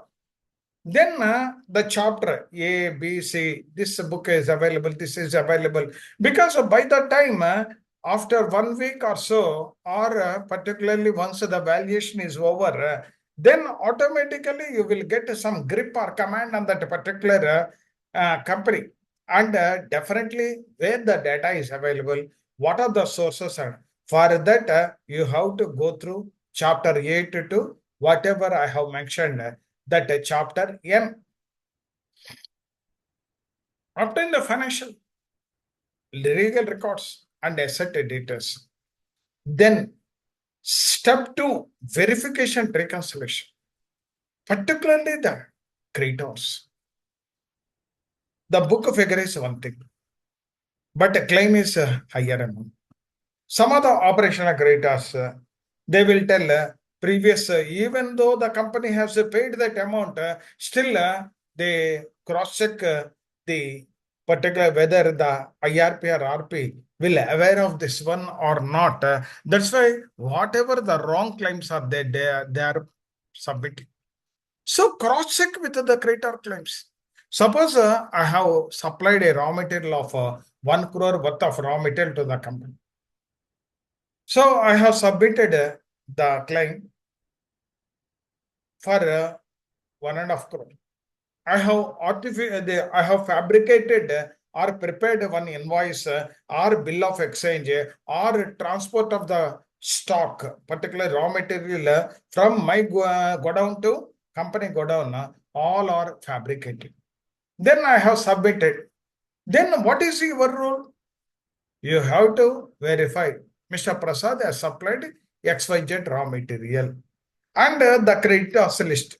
First, whether what is the purchase requisition, how much stock is to be supplied by Mr. Prasad, what purchase requisition made by the company. That purchase requisition or purchase order is available in the purchase department. Pick up that one.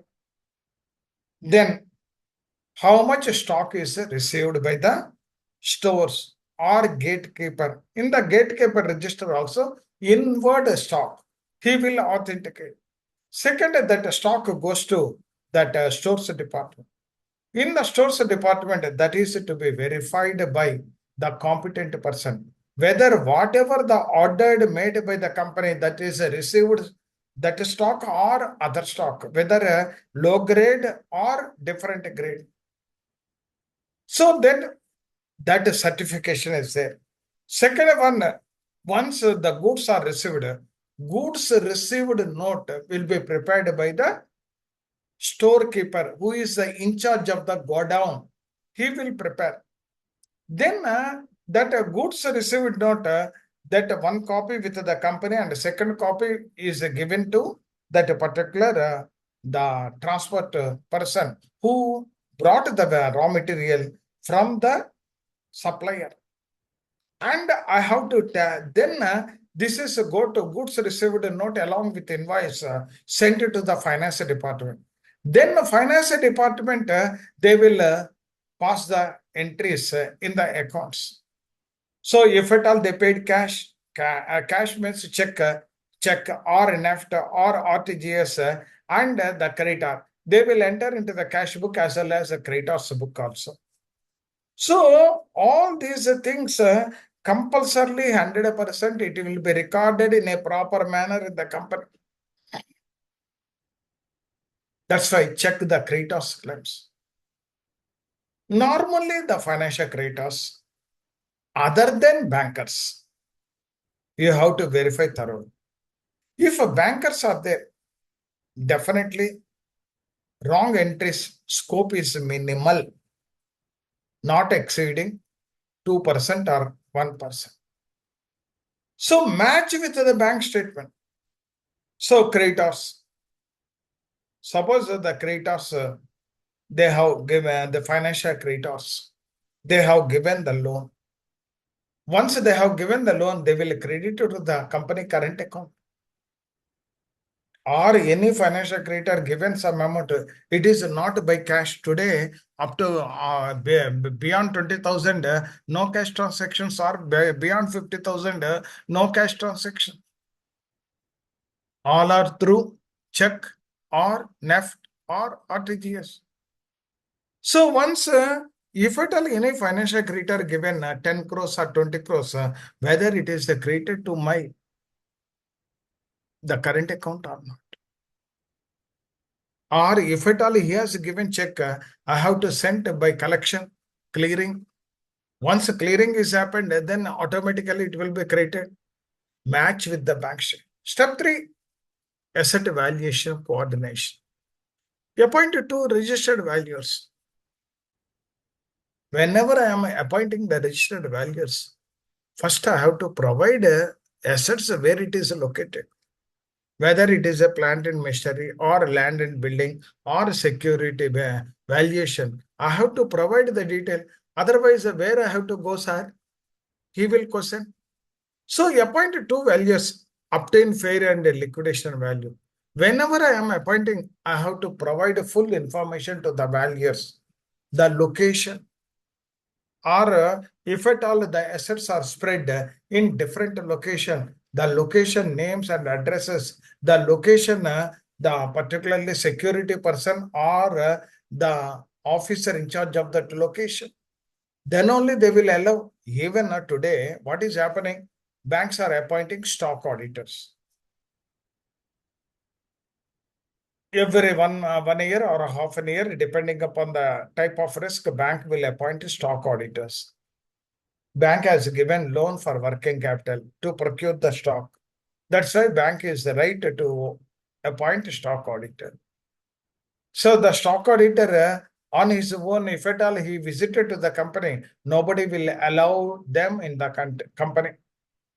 Then first I will inform to the finance department, because loans are routed through the finance department. Then the finance department inform to the stores. So sounds a bank, they are deputing auditor, he will come, you have to provide cooperation like that. So in the similar manner, whatever the assets are there, the asset location officer is also there. Then I have to inform to the location officer, being an IRP or RP,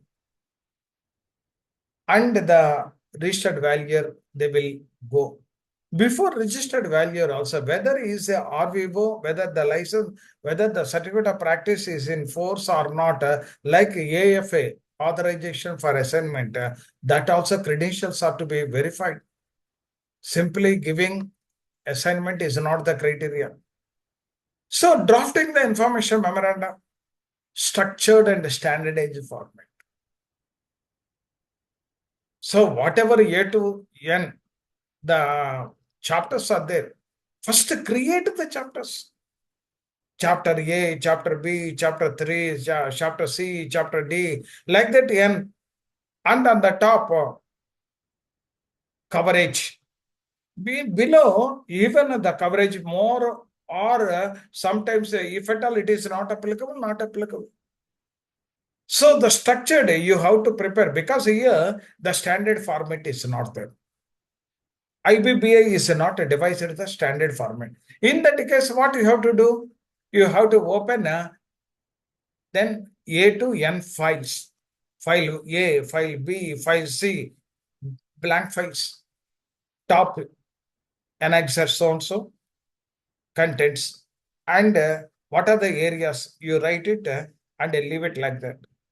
Once whatever you take one printout of that particular this one, and accordingly you insert the data at an appropriate the chapter. Then complete that one. Once the checklist also you prepare up to A to N. What are the chapter names? Once it is over, strike it off. Then the total information, once it is ready, and once you are in a structured and standard format, within 3 to 4 days, definitely it will. A small company, 2 days. If it is a big company, 5 to 6 days. Ensure completeness of as per regulation. 36. So you have to submit within time. Why? Because once the information memorandum, once you have given the expression of interest, definitely people will start. There is no bar on that day only you have to give. Why not before? That is whatever the dates are given, that is upper caps. So confidentiality complaints, non-disclosure agreement. Ready? Suppose if at all the information memorandum to be provided for prospective resolution applicant applied. First ready with the NDA format and mention the names also. One by one it will come. Take the first step is you have to take the NDA signing. Otherwise it is a problem in a specific audit or random audit. Because of whatever the areas you are completing, all are to be either random or specific. If at all you have not taken the non-disclosure agreement, confidentiality agreement from the prospective resolution applicant while providing the information memoranda, then it is a lapse and they may impose some penalty also. Section 29A eligibility verification. Don't abruptly provide that information memorandum. Once the prospective resolution applicant submitted, from your side, you have to verify the clauses that are mentioned in 29A. Once all clauses are not applicable to this PRA, then give it to them. Otherwise, without a verification of 29A, you have submitted later on that whatever the clauses mentioned in the 29A, all are applicable to the prospective resolution applicant means, then it is a violation. Then during that specific audit or anybody complains to the IBBA disciplinary committee, they will impose some penalty or circulation. So once you have prepared the information memoranda, you have to circulate it to the COC members. Once the COC members means simply not shared that papers, again you have to take the non-disclosure agreement from them also and get it signed, whether it is a State Bank or Union Bank or Punjab National Bank or NBFC or asset reconstruction companies also, they are filing, they are also financial creditors. And provide eligible resolution. Provide to the eligible resolution. Only eligible resolution applicants, not that other persons. Only eligible. Only COC members and eligible resolution applicants. You have to provide that information. The key responsibilities. What are the key responsibilities of IRP or RP in this regard? Suppose take, for example, ensure accuracy and completeness. Some of the people haphazardly information, that land is there, that plant in Mr. You mentioned those two and information memorandum. Whenever anybody is coming, you show that too. In that case, what is the purpose of A to M chapters? So, if at all some chapters are not relevant, you redefined that chapter number. Okay, M is not up to N is not required. They not required. You mentioned up to M. Or C is not required. They're not applicable. In D, you change it to C. Ensure accuracy and completeness. Accuracy and completeness is very much required. If at all the value is the less and you mentioned in the information memoranda the high, that is also dangerous. Prospective resolution applicant will not come. Oh, that 1 acre of land, he is quoting this much price, which is not correct. Or if at all the value is high, but you have mentioned low, value maximization problem will come. Avoid misrepresentation. Even though I told that you give the clear picture, whatever the highlights are there, highlight what are the strengths, it doesn't mean that you should not give any wrong information. Whatever the information you are mentioning in the with the proof is available, should be available with you. Why? Because later on, any audit problems are there, whether it may be the specific audit or random audit. Maintain confidentiality. Don't share this one. Even information password protected. Password protected.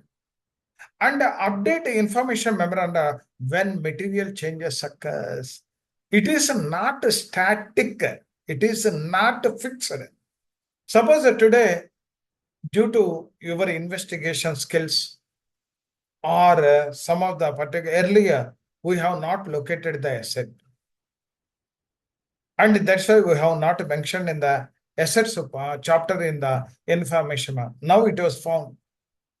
And the relevant documents all are available.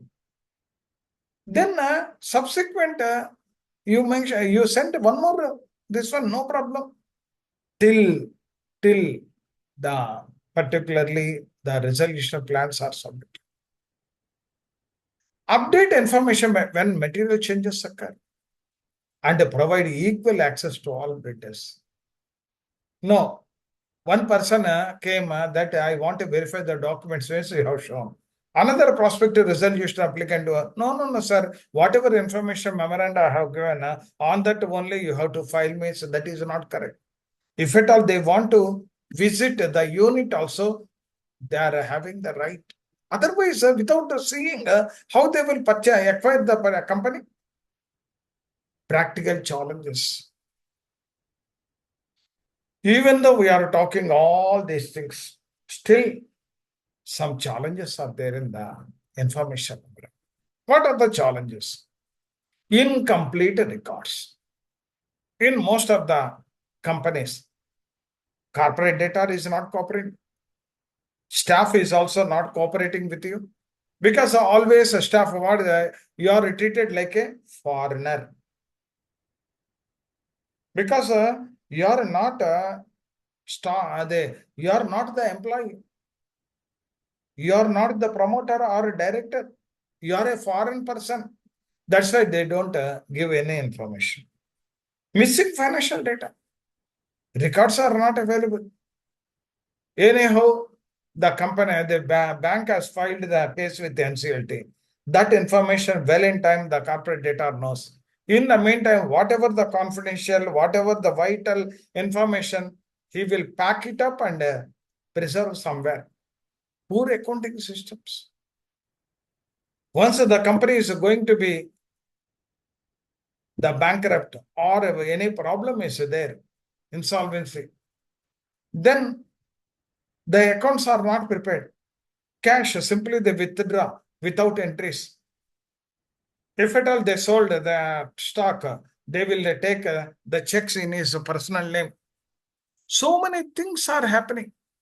So that's why there is a big challenge for you. Non-cooperation of the promoters. Sir, I don't know anything. You have taken over the company. The whatever the records are there, I have not touched it. All are with you only. You are held responsible. Like some people, they will talk reversely. Litigation complexity. Unresolved cases.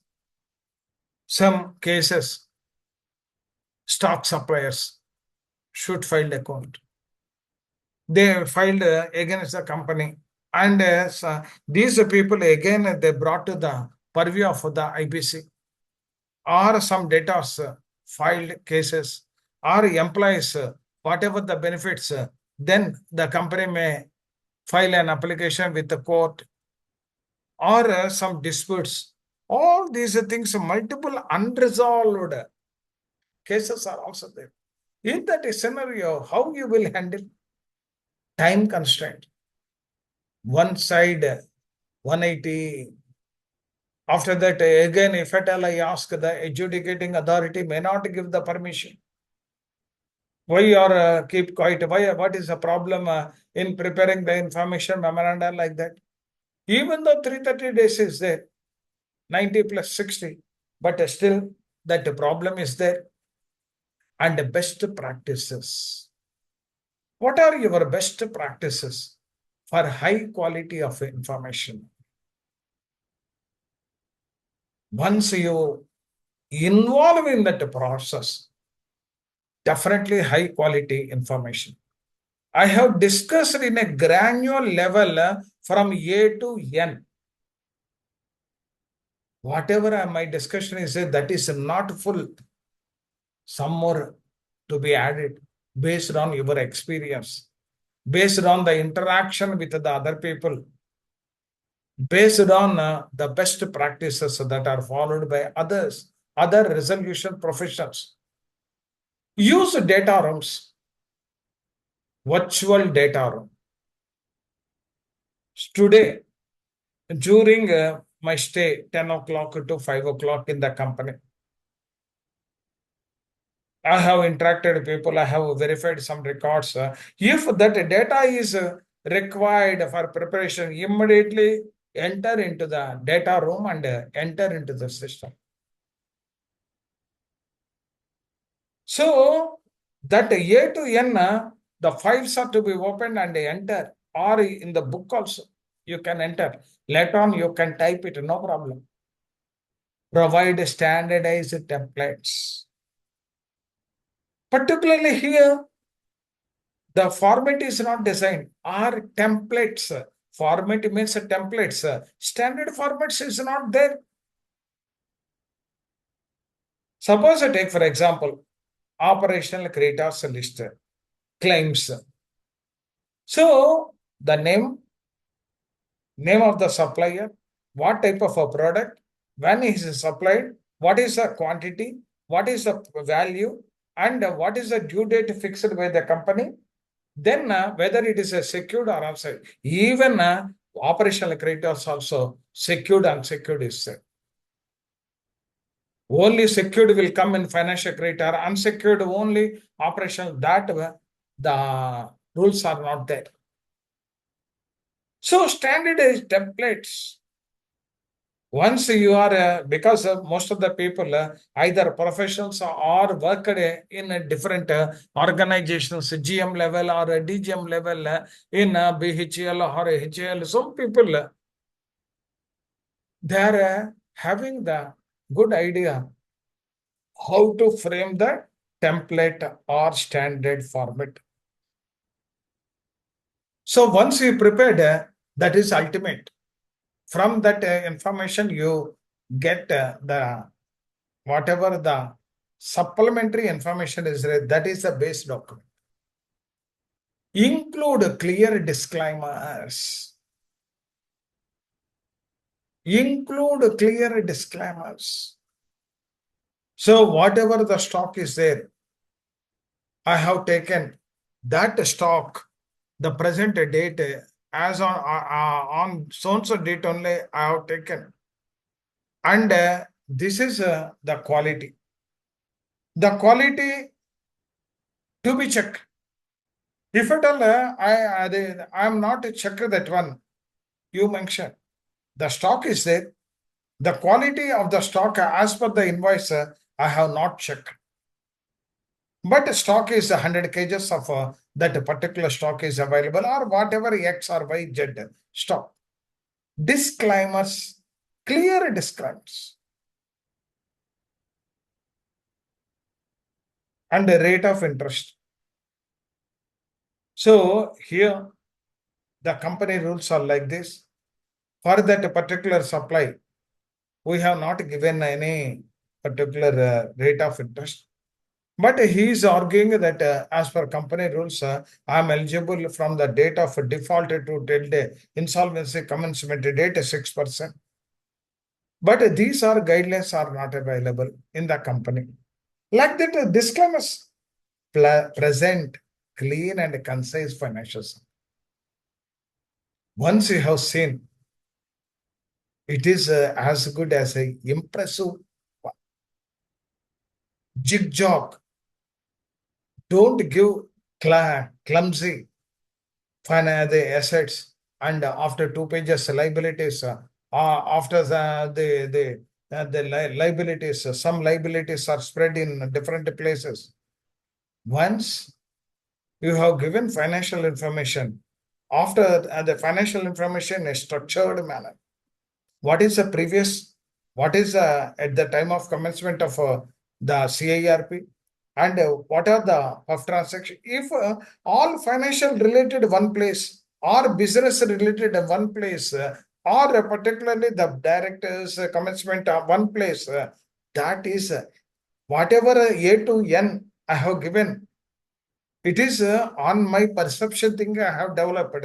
It doesn't mean that is not a standard. If at all you are having good knowledge, much more than me, you can update that one. And higher value, highlight value drivers. That is required. That is required. Value drivers. I told so many times, the land is here. The plant and machinery is there. Last 2 years, I have not used. But the value drivers is the construction of the pollution, whatever the effluents are there, the drainage system is erected. Not only that one, this company requires water. Nearby 1 kilometer, abundant water resources are there. Nearby the labor, migrant labor, the locations are there. They will come with cheaper. Like that, if you value drivers, definitely it will increase. Suppose you take, for example, whenever you are quoting that particular land, there is no disputes. Mention undisputed land as on date of commencement of business. Second one, all functionary heads are there. Finance is there, HR is there, production is there, marketing is there. All functionary head are there. So there is no necessary for hunting the key managerial person once you are acquired the company. There is no need. You need not go to the market and recruit the people. Already they are in place. They know the nuts and bolts of the company. From the day one onwards, you can start as a going concern. So the value drivers, that is the important area in the information memorandum. That's why I told so many times, if you project the value drivers, I am reiterating, don't give any wrong information. So the value drivers creates a value maximization. Creates a value maximization. Suppose one building is there. The building appears to be they were not good because 1 year back only the building staff is there. Next, once the person is seen, oh, this is appears to be old building like that. Then you mention, sir, 1 year back only it was constructed. Due to non-usage of the building, the dust was there. Otherwise, if you cleaned that one, definitely it will be look like it is a new building. But if at all no maintenance, that's why some of the companies, particularly the RPs, are also doing. Whenever any prospective resolution applicant going to be visited to the company, in the meantime, you have to clean that one. I'm not asking you to put a scent and paintings and other things. Whatever the best look is there, whatever the original look is there, show it to the original look. So avoid unnecessary technical jargon. So the particular prospective resolution applicant, he may have good idea about the company or may not have the idea about the company. Once you are in a simple and lucid language, in a presentable form, then it will be attractive. It will be the useful to the particular importance of resolution. Importance for resolution applicants. What is that one? A well-prepared IM helps accurate business valuation. It is an accurate, well-prepared, pakka. Had it been given to me, I will prepare in a beautiful manner. Okay, you may be prepared much more than me, but I'm having that confidence level. That confidence, I don't give any wrong information. Whatever the information, the presentable form, I will prepare and risk assessment. Always you tell the risk also. Once the court, one suit is there, litigation is there. Workman compensation to the tune of 20 crores claimed by the workers. Now this is in High Court of so-and-so state. And a recent, particularly trial, the honorable judge is in favor of the workers. He has given some hints also. Mention that one also. Whether the resolution applicant will pay the amount or he don't want to pay amount, that is rested with him. Structuring the resolution. Just now I told the company profile, what one place, or the financials under one place, about the product line, one place. What are the strengths of the company under one place? What are the litigations under one place? All are. So whatever I have prepared, A to N, if at all you are further refined, that is the best information plan. It doesn't mean Mr. Prasad, the plan is correct. Some people, if at all they prepare the information memoranda, chances are bright for participation by the prospective resolution. Structuring the resolution.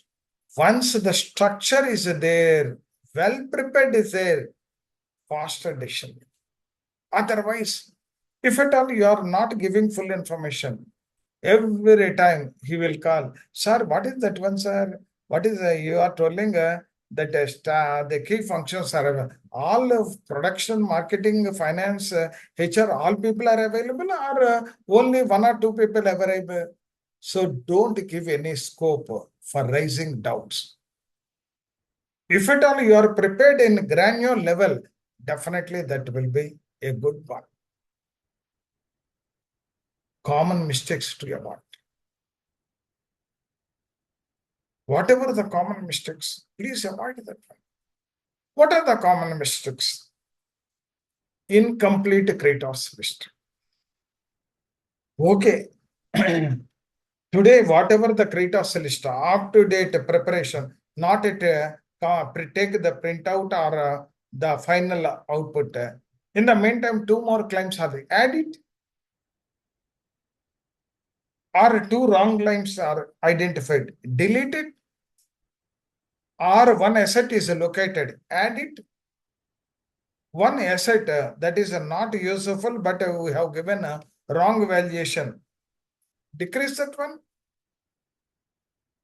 Or sometimes the adjudicating authority also they instructed to admit one more claim.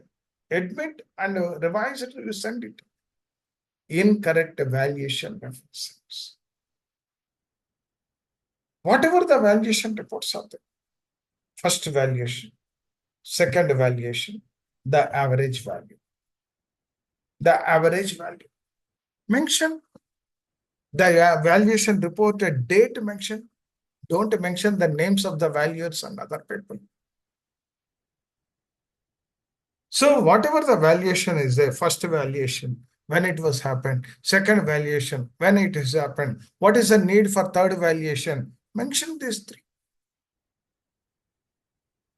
The dates, but don't provide that particular information. Outdated financial data. Okay. The latest, the provisional balance sheet is to be prepared by you. Why you have not completed that one? And only last year, 2 years back balance sheet, how it is useful for him? Today, how many assets are there? How many liabilities are there? The provisional, tentative. And only this much information is available. That's why I have shared. Some of the people are talking like that only. Whatever the information I have presented. In that case, he is not called it as a profession. And sharing without NDA. One side, it is a confidential. Second side, some the IBBA or IPA, some subjected to audit, whatever the CIRP process, whatever the liquidation process, whatever the PPIRP or whatever the voluntary liquidation or whatever the personal guarantees, all are subjected to specific audit or the other audit, random audit. So if at all when sharing that information memoranda, three people are there, three people prospective resolution applicant, you have shared that one. If at all the auditor is asked, can I have the NDA, non-disclosure the agreement? Sir, I have not taken, sir. Immediately he will mention by the regulation so and so, so and so, so and so, he has not obtained the NDA while handing over the confidential information, which is a highly irregular. Suggested format, professional layout. So whatever I'm giving the formatted design, that is not only a suggested, because IBBA, they have given one big information memoranda. It contains so many pages. Even in that particular, the India map is there, where my branches are located, where is the buyers located, where is this one, the CIA, Confederation of Industry, with regard to power projects or with regard, all data, they are mentioned in the information memoranda. That is, they have issued 1919, the 2000, the 2019 or so, they have issued one circular, IBBA. That is 150 pages or so. Big data, big data. So once you go through that one also, you will get some idea. So what is a professional layout? Because I am given only disclaimer and confidentiality clause to be mentioned. Very good. You have to give some executive summary. that clause you in a matter you have to don't share this information, even though you are taking the agreement separately, but in the report first page disclaimer and confidentiality clause. Second one, give the executive summary for every project report. The executive, because of some of the big shots, they don't have the time to go through whatever the 150 pages or 120 pages are there. Give the executive summary. In the executive summary, bullet points. And sometimes some of the prospective resolution plans, they will go through that one. Okay, then you verify detailedly. I'm agree for that to take over that particular company. Like the top management, they will give the directions to the lower management also. I have seen that executive the summary, that is synopsis. Prima facie, it is okay for me. Go in detail. So after that, corporate overview. The next chapter is an overview of the corporate. When it was started, how many directors are there? What is the experience of the directors? What type of a product? What is the present demand in the market? Whether it is an export product or import product? What are the permissions to be taken? Even in case of a pharma company, what are the patents and the copyrights that is having? Whether it is a unique product, whether it is a monopoly company or monopolistic company or perfect competition company. And like that, when it was expanded, what is the present production capacity and what is the capacity utilization, whether it is 20% or 30% or 100%, and how many locations the company is having, and what is the status of the manpower. All these things, the corporate overview, we have to highlight like anything. Then business operations. Whatever the business for the last before insolvency commencement date, for the last 1 year, the data is not updated. The provisional data is also ready, but last 5 years data, if you see the rising of the sales, rising of the decreasing in the cost, rising of the profit, or return on investment, EBITDA, like that, whatever the business operations results are there mentioned, and the financial information, ratios, cost, and the current one, if the provision, if at all that is a going concern, well and good, further refinement possible. And what are the assets? What are the liabilities? If at all 3 years back the company is closed, you have to prepare the provisional balance sheet, and accordingly you have to prepare that one. And if at all it is other than that one, the other than that one, you have to prepare the provision balance sheet. And if at all it is a going concern, then there is no problem. The creditors details. The creditors are comprising of the financial creditor. Within the financial creditor, secured, unsecured. But here also, the date of sanction is also very important. Suppose one creditor is there. That the creditor is given particularly that agreement, the company has given agreement. The agreement date also you have to mention. Like bankers, the hypothecation agreement or pledge agreement or mortgage agreement or agreement given for this one or corporate guarantee or the personal guarantor to corporate debtor, whatever the company that I have given, all are to be mentioned. So the creditor details, even operational creditor, for what purpose? Whether they are suppliers or outsourcing agencies or electricity suppliers or water suppliers or communication or cloud computing, whatever it is there, you mention. The class of creditors. How many class of creditors are there? Bonds, debentures, all these things. Not only that one, not only that one, even the creditors, in case of that real estate, you mentioned how many home buyers, what is the status, and the RERA, the details also you mentioned, and legal and litigation chapter. The legal and litigation, how many litigations are there? How many arbitrations are there?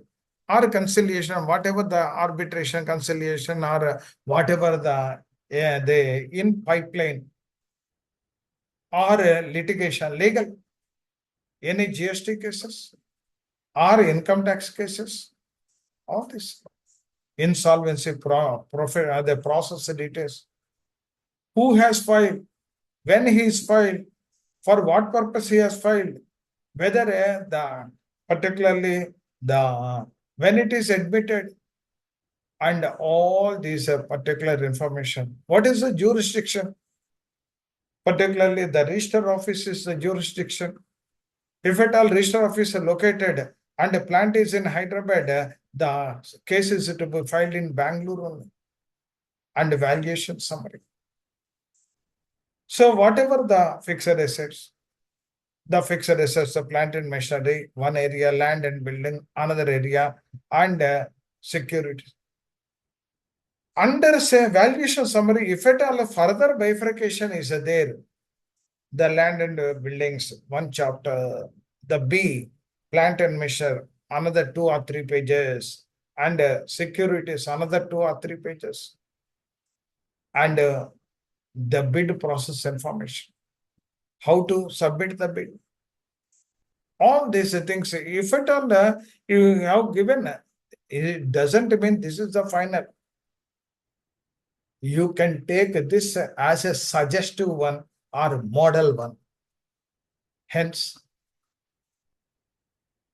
so once you have followed that one, definitely some good results will happen.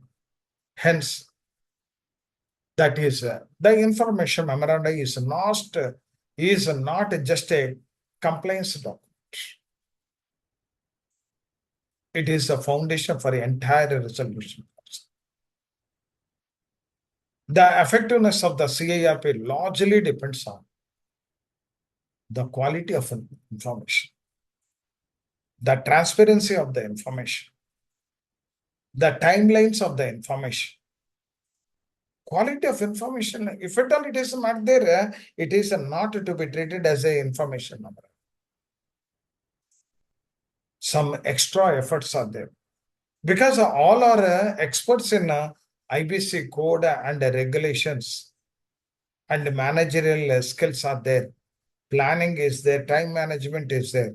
One of the important area, the heart of that particular the CIRP is the information memorandum. Once the information memorandum is correct, definitely the value addition, the value maximization will happen. Transparency is required.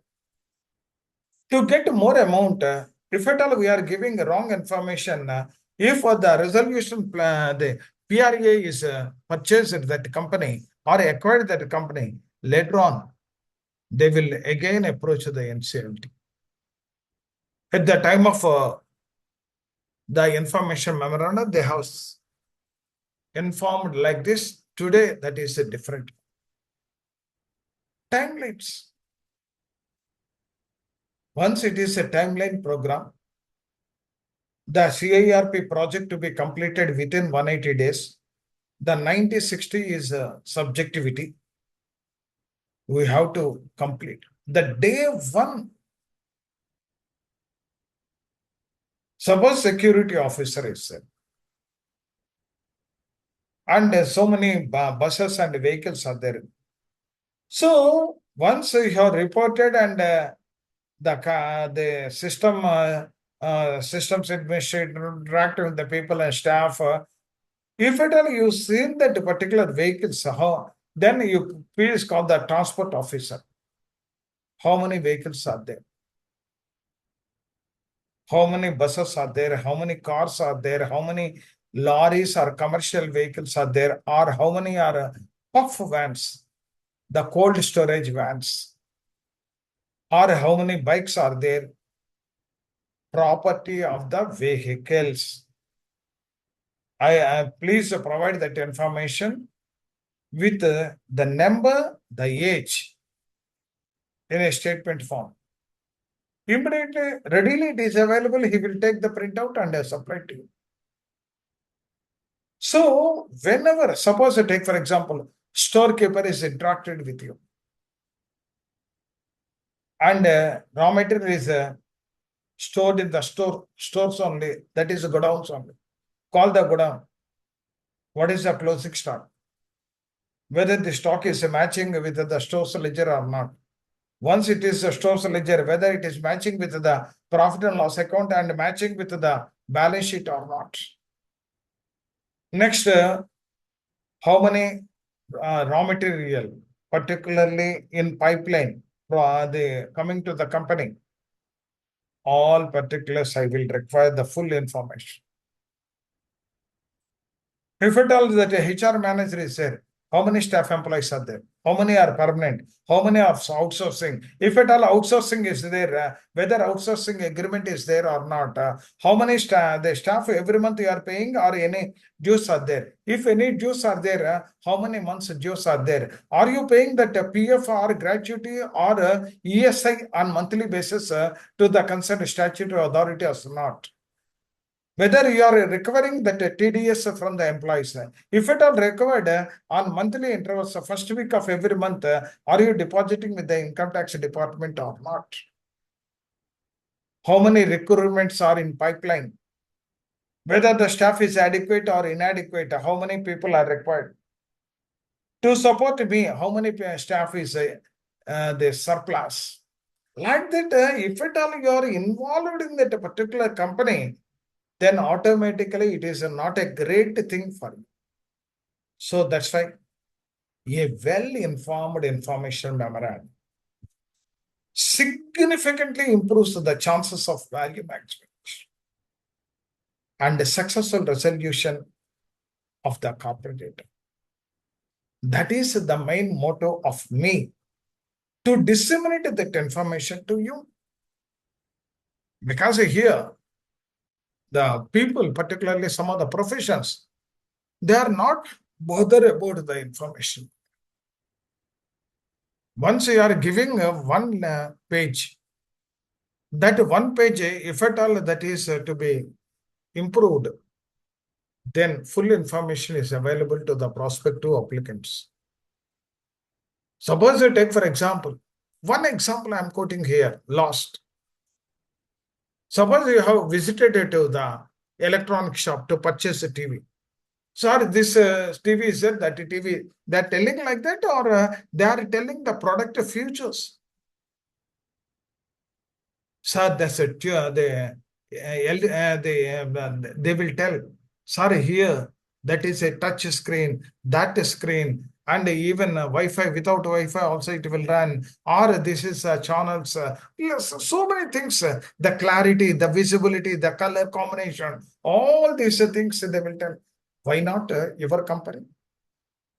That whatever the existing features are there, what is the problem in disseminating that information to the prospective resolution applicant by way of information memorandum? That is required. So this is in brief about with regard to information memorandum. And yesterday I have stopped at one particular point with regard to the provisional balance sheet. The provisional balance sheet is also to be verified by the transaction auditor. Because if at all any puff transactions are there, the puff transactions are to be verified by the transactional auditor. Once the transactional auditor is auditing, then he will verify each and every whatever the provision, even though it is a provisional, if at all you come across then some preferential transactions are there, he will definitely verify. So for that, I will give some inputs on yesterday's that one. Sir, any questions up to this point of time? Madam? Sir? No, sir. Hmm. Are you getting my points, madam, with regard Yes, to sir. the information memoranda? Yes, sir. Yes, sir. But whatever I feel, though, theory is good, but while preparing, we will have some problems. Correct. These are all theory. It's okay, but we'll get a bird's eye view. But a base is required, madam. Some base. So, okay. To prepare that one, you will come across so many problems. But Can I ask you a question? tell me, sir. For example, if CD has, say, very few assets, for example, say, very meager assets, not very much assets, Yes. and the COC doesn't want to continue with the CIRP process. So, in that case, is it mandatorily required by the IRP or RP to prepare the financials, or it can leave it for the liquidator to prepare that? No. Even liquidation, sir, here, particularly liabilities are there. If at all I don't know the exact liabilities, how I will distribute in the liquidation process as per waterfall mechanism? Okay. With regard to liabilities. If at all I don't know how many assets are there, what is their value, when I am going to sell each and every asset, some base is required. So this company, these are, suppose you are preparing in a liquidation also, the assets statement, how many assets are there, what is their value, and then you have to submit the same.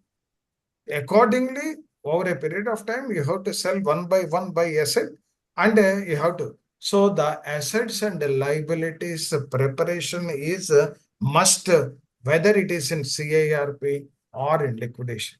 Why? No, sir, I understand it is a must, but the time is important. For example, COC itself, they don't want to continue with the Correct. CIRP. They want to finish it off ASAP. Because there is no point in preparing the financials because RFRP will not be issued, IM may not be required, and there is no chance of a prospective buyer to come and invest the company, and CIRP may not be continued. Correct. In that context, what if, based on the COC's decision, RP is not continuing with the preparation of financials because there is no need? So is it not, liquidator, can the liquidator not prepare this later?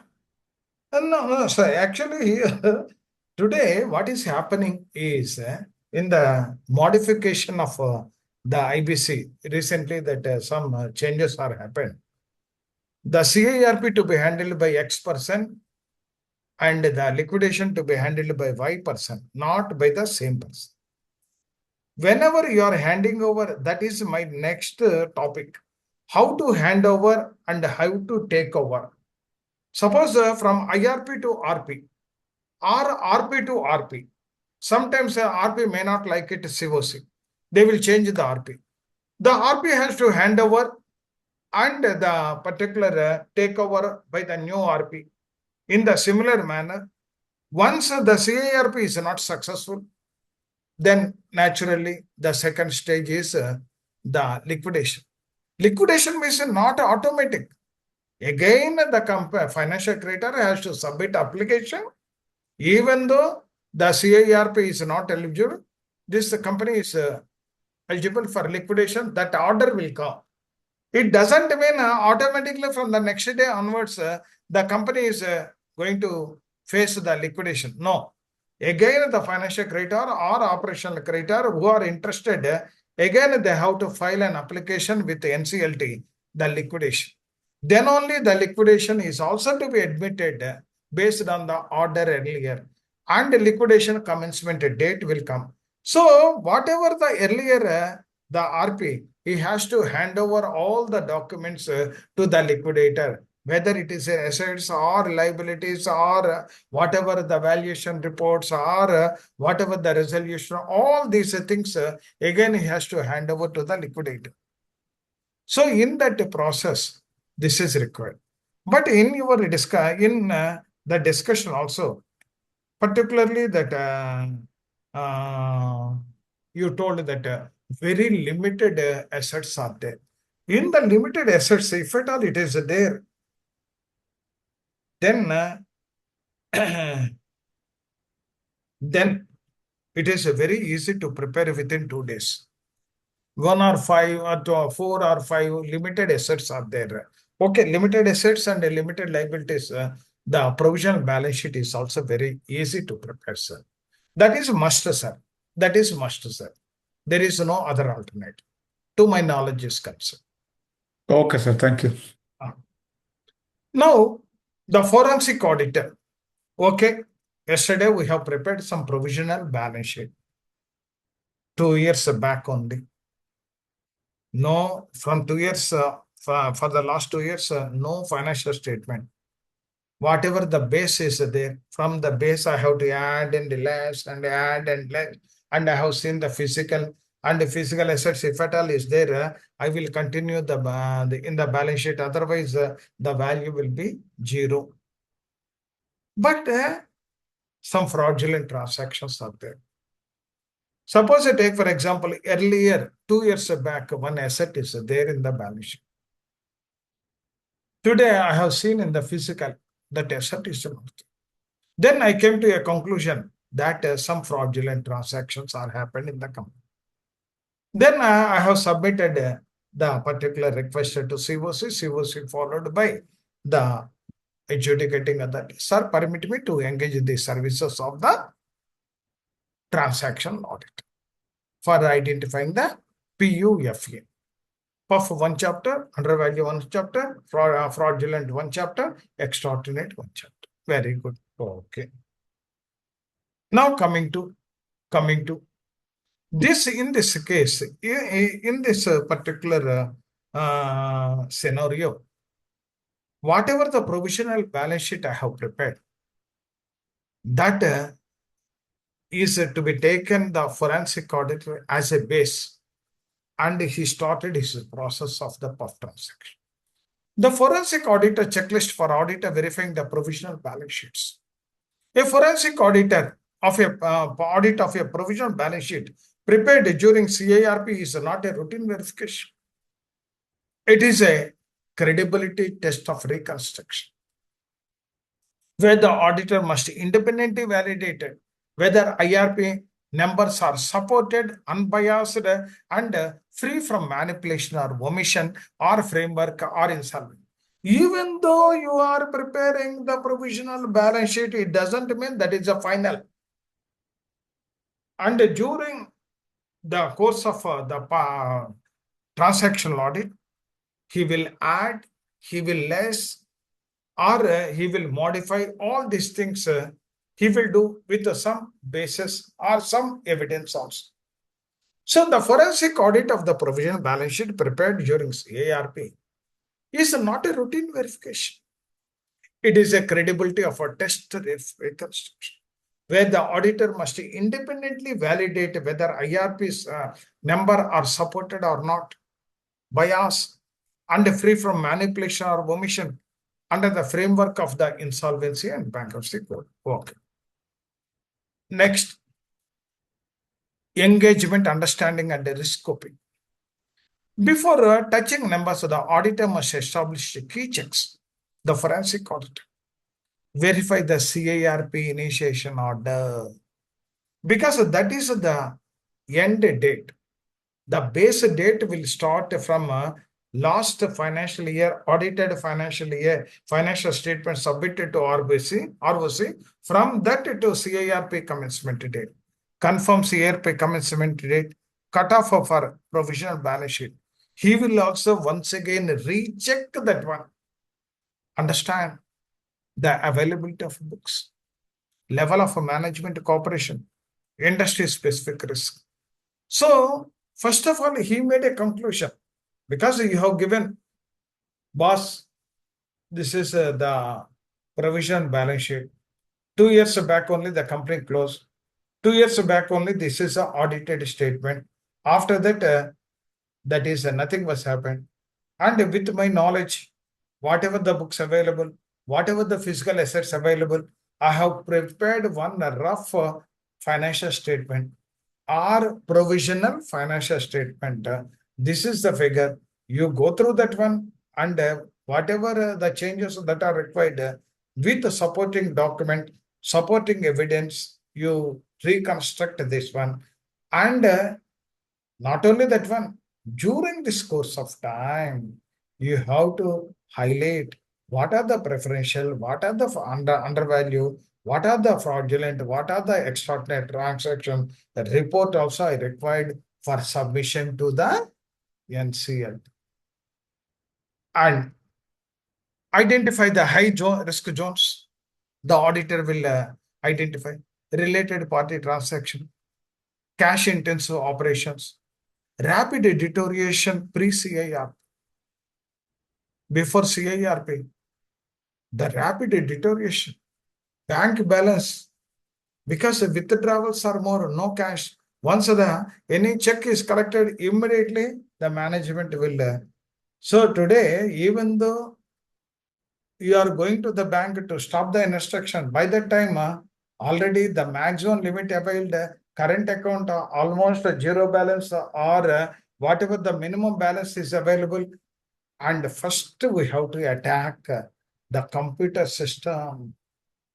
Once you are coming, they will change the data also. Even before also chances are there. So red flag, the IRP relying excessively on management explanations without independent evidence. While preparing particularly the provision balance sheet, he will mostly rely on the independent evidence of this stuff. And second one is base for financial valuation. Starting point of integrity. The objective is ensure the last audited balance sheet used as a base for reliable. That is reliable also.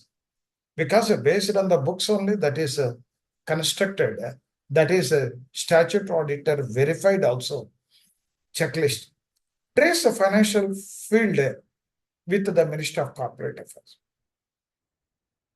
Filed with the, whatever the financials that are filed with the MOC, Minister of Corporate Affairs, means nothing but ROC, Register of Companies.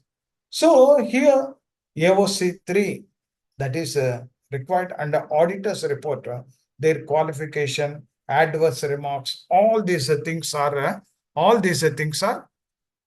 required. He will verify once again, and he will check whether audit was qualified or not. The transaction auditor will check any emphasis of the matter of ongoing or not, and he will reconcile opening balance in the provisional balance sheet versus the latest audit figures. So all these things he will verify.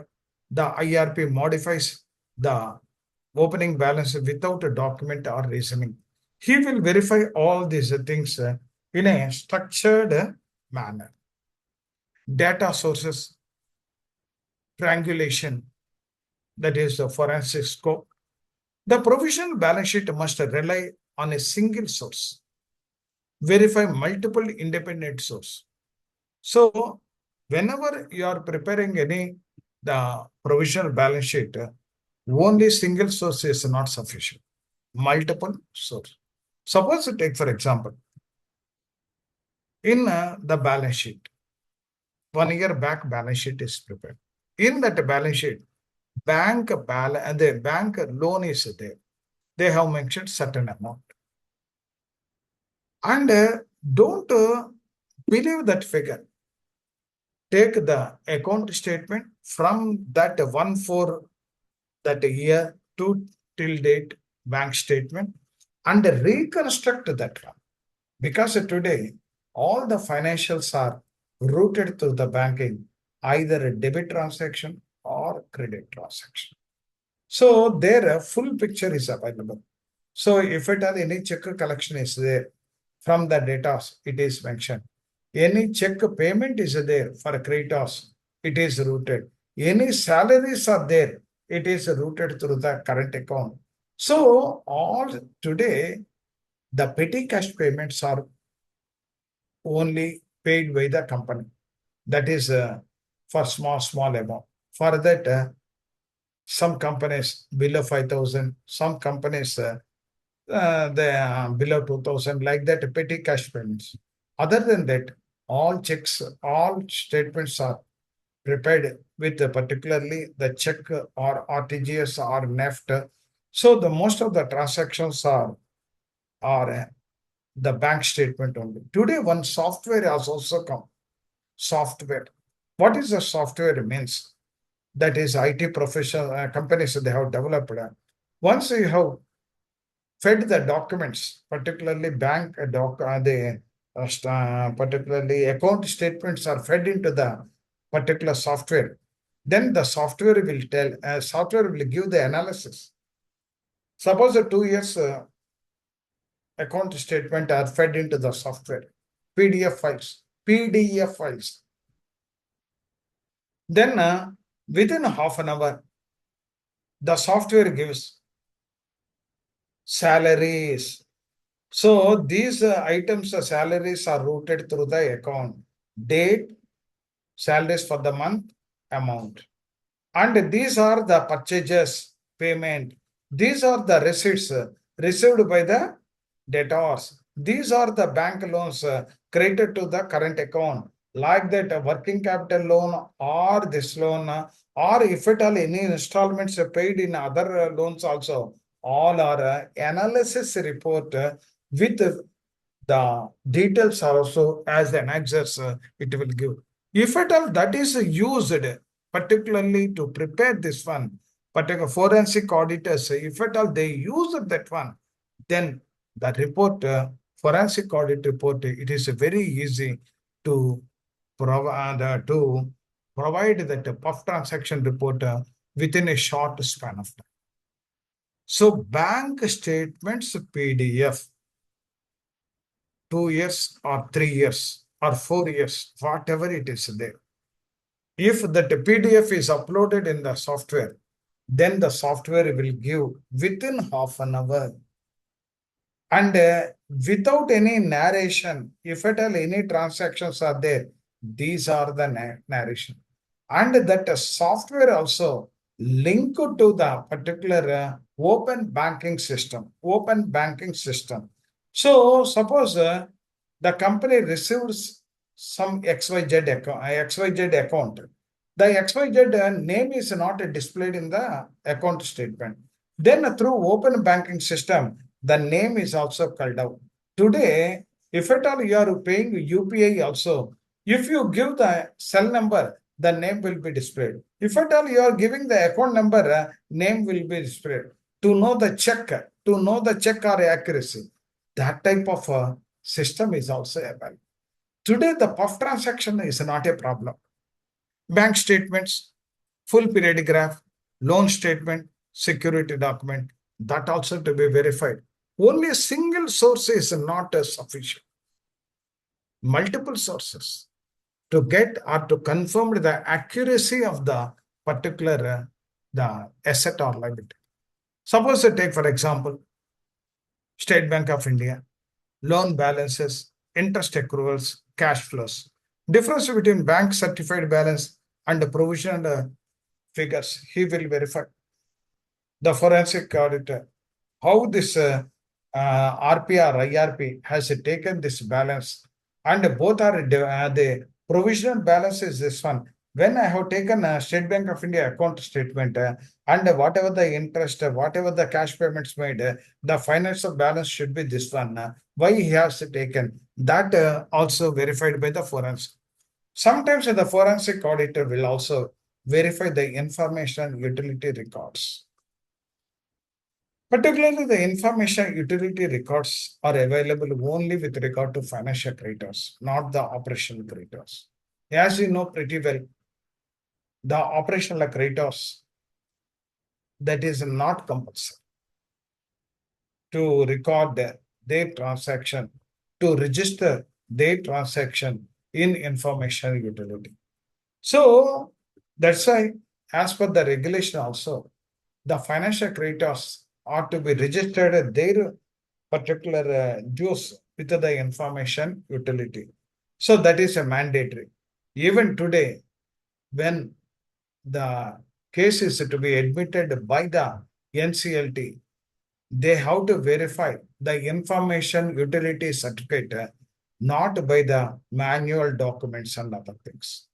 If the information utility certificate is given that the company has borrowed certain amount, the present outstanding this amount means immediately that will be admitted without. And in that particular this one also, when the amount to be paid, what is when the account turn into non-performing, all these things are there. So the information utility records cross-check with the NGSL and validate debt amounts and default dates. These are available with the information utility. Red flag. Debt admitted PBS, provisional balance sheet, is not appearing in information. He will verify like that. For each and every statement, he will verify with the information utility. And GST and tax data. GSTR 1 versus GSTR 3B, reconciliation, income tax return. He will validate with the turnover trends, GSTR turnover trends, and tax liability. So, high sales but a low receivables recovery, possibility of a fictitious sales. So, sales are high. Some of the sales are the credit sales, but a recovery is low. The possibility of a fictitious sales may be more. Claims filed in CIRP. Compare. He will compare claims received versus liabilities record. Admission versus rejection logic. He will go through the why you are admitting, why you are rejecting. And here red flags, selective admission favoring certain creditors. That is also there. In some of the CIRPs, even though that is the creditors are not, information is not available in books of records and the claims are admitted, which is not correct. So even though you are preparing provisional balance sheet or provisional financial statement, don't take the assistance of the corporate data. He will tell this is to be admitted, this is to be rejected. Genuine, he will tell rejected, and particularly fraudulent, he will tell to you accept like that. And asset side forensic verification. How to verify the asset side?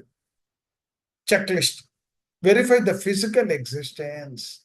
So all assets are to be physically verified. Even though it is a balance sheet, don't take that as an authentic figure. Even if today also the current balance sheet is available, as per balance sheet, whether the assets are located or are they available or not. Suppose today, at the close of the today, if stocks are 50 crores, if you go to that stores department, stocks may be 10 crores or 5 crores like that. Because the working capital, the stock, lot of fraudulent transactions are there. Physical verification is one of the important. Cross-check asset register, insurance policies also. Whenever the assets are registered for everything, balance sheet, in the balance sheet, schedules are there. What is meant by schedule? Suppose a balance sheet, the liabilities are there, assets are there. Liabilities, share capital is there. Schedule 1. They will mention Schedule 1. If you go to the Schedule 1, the details are available. In the balance sheet, the details may not be available. Suppose a debtors is there. If your debtors amount is there, go to the debtors ledger. In the debtors ledger, whatever the closing balance is there, that is to be matched with the debtors. That is to be matched with the debtors. If at all creditors are there, the creditors ledger, the closing balance of the creditors should be matched with the creditors. Bank balance is there. If a bank account is there, what is the closing balance that should be tallied with the bank balance? Cash. Cash means the company is having some cash. If cash is 20 lakhs, the cashier of the company, can I have the, I wish to verify the cash, whether 20 lakhs is there or not. It won't be 20 lakhs. It may be 50,000 or 10,000 like that. The same thing happened in one case, real estate company. He is maintaining 50 lakhs. The resolution professional on the day of this one, show me the 50 lakhs. Sir, that one person is taken away the 50 lakhs, only 1 lakh is available. He is recorded 1 lakh is available at the time of verification, not 50 lakhs. 49 is the fraudulent transaction. Today also, that is reflected in the PUF transactions under fraudulent category. So, insurance policy is also given for each and every asset. The asset value, the closing value, or the market value, whichever is higher, the insurance policy.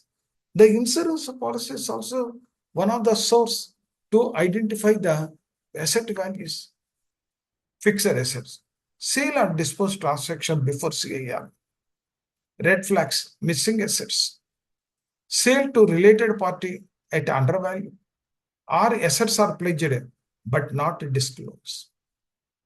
Sometimes without the knowledge of the board of directors, without passing the resolution in board, some of the assets are alienated or mortgaged to the other company and they are taking the funds, which is not correct. Which is not correct. And these are the fraudulent transactions. Inventory. What is the checklist? Physical verification of reports. Stock valuation method. In inventory also, the companies are following the stock methods. That is first in, first out method, last in, first out method, next weighted average method or market value. Like that, so many methods they are following. Which method? According to the method that stock valuation was happened or not. Slow moving or obsolete items. Today, what is happening is, whatever the unused stocks are there, that stocks they will put into the stores. The best stocks they will remove.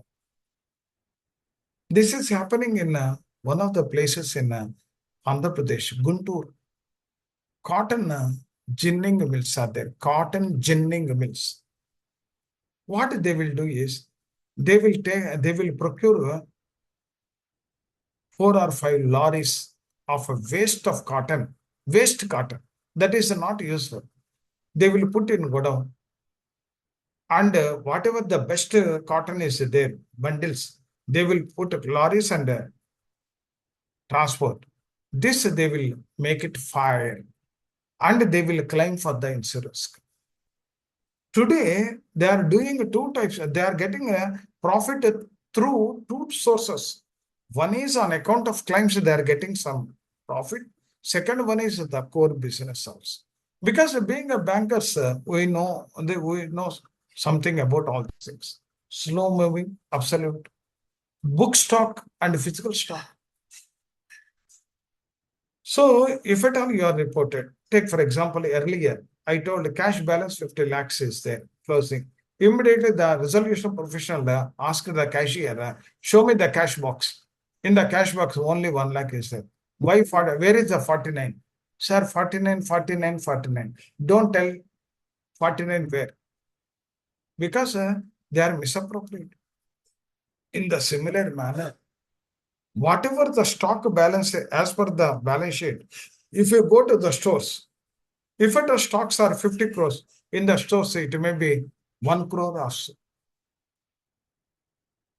That type of a manipulation. So it is very difficult for the IRP or RPs compare book stock versus fiscal. Significant shortage, inflated closing stock to high losses. Once they are giving 5 crores are there, and if they mention 50 lakhs, 50 lakhs will be created to profit and loss account. And whatever the expenditure there, then automatically company is in profit position. Once the company profit, bankers will give the loan, market value of the share will increase. All this kachada they are doing. That's why window dressing is more in the companies, more in the companies. Trade receivables, debtors confirmation. Debtors. Suppose debtors are 50 crores. Nearly 200 debtors are there. If you send email 200 debtors, the only 20 debtors will confirm. Remaining 180 will not confirm. Because they are not genuine debtors, their emails are also not correct, and some bouncing will happen. So debtors confirmation, aging analysis. The company credit policy is 30 days. But one debtor for the last 1 year, he is not paying. What is the company policy? Only 30 days. But the debtor is not paying for the last 1 year. Then it is a fraudulent. Subsequent recovery is post CIR. Some of the debtors directly don't pay to the company. Company is in CIRP. Pay the another account. Some of the companies, what they are doing is, once the CIRP is going on, they will open their accounts, company accounts in cooperative banks. Cooperative banks, they don't bother about some KYC guidelines. And whatever the creditors amount is, their sales amount, credit sales, directly it is credited to that account and they are eaten away that account. The cooperative bank don't know about the CIRP of the company. And today, even Hyderabad, a number of banks are there. This bank, which company is facing the CIRP, they don't know. If at all servers of the banks are connected with IBBI and the particularly the company incorporation number or PAN number, then automatically while opening the account by the banks, it is under CIRP, don't open, that message should come. Otherwise, once CIRP is going on, whatever the credit sales realization is there, they are crediting to another account and they are eaten away by the corporate debtors. And the subsequent post recoveries, GST sales and receivables, and red flags. Round tripping is also there. What is a round tripping? Is often illegal financial practices where money leaves a country through hidden routes. And such a shell company over invoice trade and returns by way of foreign debt. So they are routing that particular amount to the other company. The same amount come back to the company by way of a foreign direct investment. It is used to evade taxes, launder money, or inflate company revenue figures without generating real economic profit. Fake debtors are there. And a large balance from related parties. So they are selling the goods to the related parties. After that, what they are doing?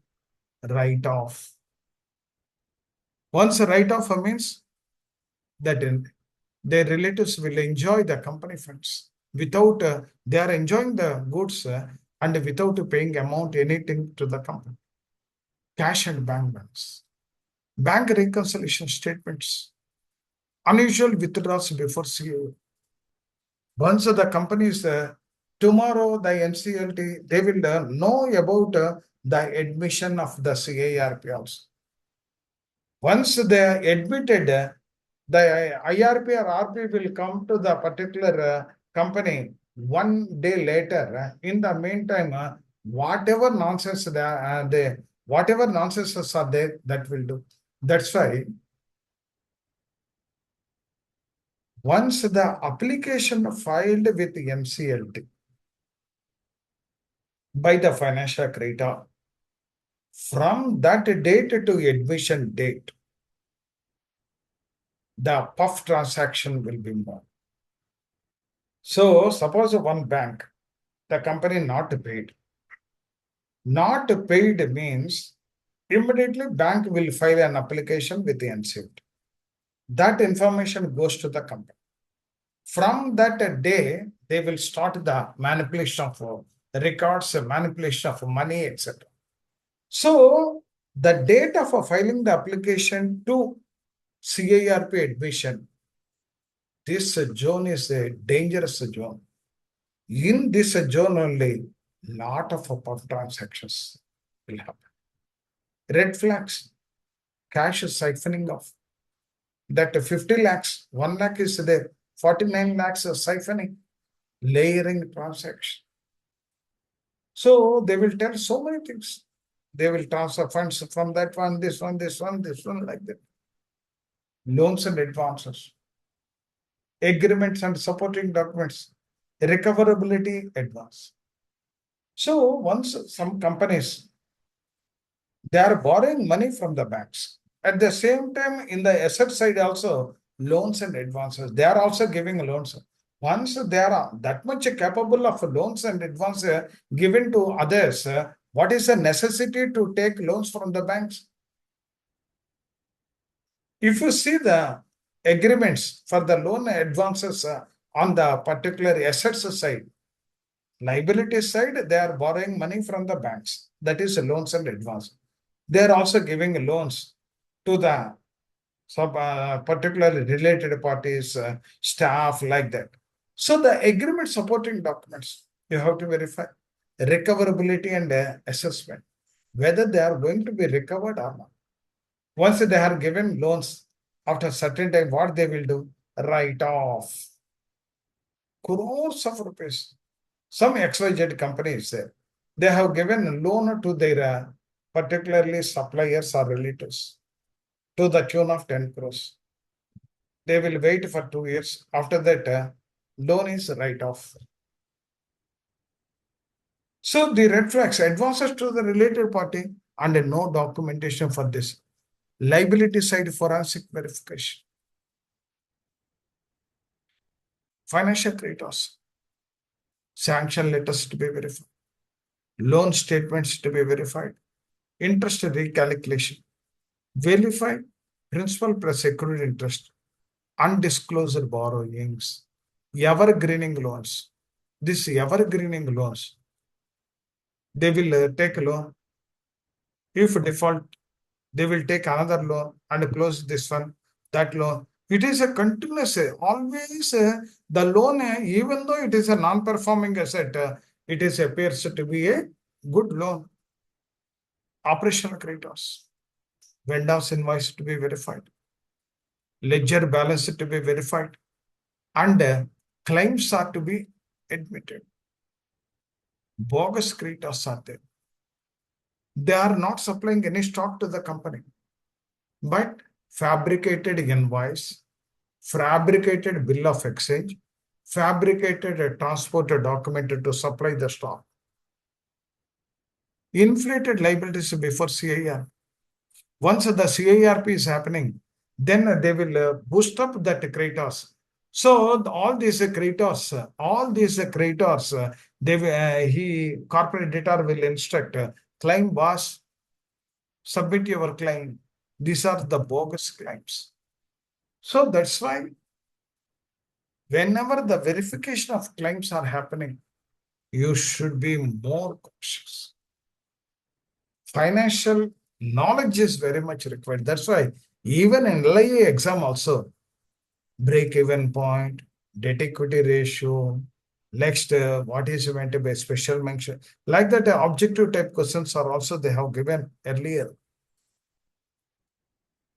Statutory dues, GST portal reconciliation, Provident Fund ESI refilings, TDS returns, non-payment of a disputed deductions, non-payment. Suppose once a dispute, they are giving demand notice, not paying. TDS returns, tax deducted from the vendors or whatever it is there, then they have not remitted on the end of the month. That is, hidden liabilities are more. And employees' dues, payrolls records to be verified, employee claims, that is also to be verified. Cut-off testing, critical. Ensure all transactions are recorded up to CIRP commencement date only. The checklist verified. Last bank entry before CIRP. Last invoice date record. Ensure no post CIRP adjustment. Backdated entries are to manipulate the push. So once a CIRP admitted, after CIRP commencement date, whatever the liabilities are there, that is not to be taken into consideration. So why they are created some backdated entries and all these things they will include and thereby they will submit the claim. Today, 100% I am telling some of the companies, it is very difficult to judge whether it is a genuine claim or not. Lot of knowledge is required. Lot of the particularly financial management or the company accounts verification and the cross-checking is also required. Suppose you take, for example, one stock request made to the supplier or vendor. The company will send one requisition to the vendor. You have to verify that one. Second one, in that requisition, the type of stock, the quality of the stock, the rate per unit, and whatever GST, all these things they will mention. Once the vendor is agreed, he will confirm for this requisition. Then the date of supply, transport, which transport, whether lorry or whatever, train or air or ship, all the things. Then he will supply. Once the goods are received inside the company, the gatekeeper, he will record in the register what type of stock based on the invoice he will mention. If at all you want to verify the creditors, first requisition, followed by confirmation, followed by the gatekeeper, then it goes to check, quality check. Once the goods are as per their requirement, then quality control department, they will give the approval. Then you have to verify that one. Then it goes to stores to preserve that goods. Once the stores are dumped, particular stock are dumped, then automatically storekeeper will give acknowledgement, stock received like that. Then the stock is to be entered in bin code, BIN, bin code. In the bin code, receipts side, the stocks will enter. Then it goes to that, once stock is received, this stock goes to that particular finance department for payment purpose. Finance department, they will receive and prepare the voucher and sends it to the first accounts department, sends it to the finance department for payment. So whether the creditor is genuine or not, all these routes are processed to be verified by you. Backdated entries. And since the projected balance sheet drives the net worth from balancing checklist, estimated loss, revenue, reconstruction logic, GST turnover, inferred profit and loss account, unrealistic margin or unexplained losses. Sometimes losses they are shown, but that is not a real loss. They will inflate the cost and other things. And the related parties, transaction with the promoters, directors, review last 2 years, whether it is a preferential or undervalue. Red flags are also there. Payments to the selected creditors. They will only selected creditors. Every time only selected creditors means you please concentrate on those creditors. Definitely those creditors are the related parties to the company. And the assumptions and estimation audit. Projected balance sheet is an estimation heavy checklist. Depreciation assumptions, inventory valuation, bad debts provision. Once you are preparing the projected balance sheet, you have to provide a depreciation, you have to provide inventory valuation, you have to provide how much a bad and doubtful provision to be made. No documentation for estimates. No documentation for estimates. And a documented working paper, source-wise reconciliation statement. Evidence trail each figure, IRP working notes, figures without audit trail. So in any organization, the technology is there and a double entry bookkeeping system, everybody knows. One account debited, other account will be created. That is a double entry bookkeeping system. If you take the audit trail, definitely which account is debited, which account created, that audit trail helps a lot. Suppose you are having doubt, one account debited, immediately they will tell, I have created to the supplier account. Whether supplier account or a director's the personal account or not, you have to take the particular audit trail. Audit trail, debit and credit is there. Then that is also to be verified well. The presentation disclosure. This checklist must ensure the proper classification of assets and liabilities.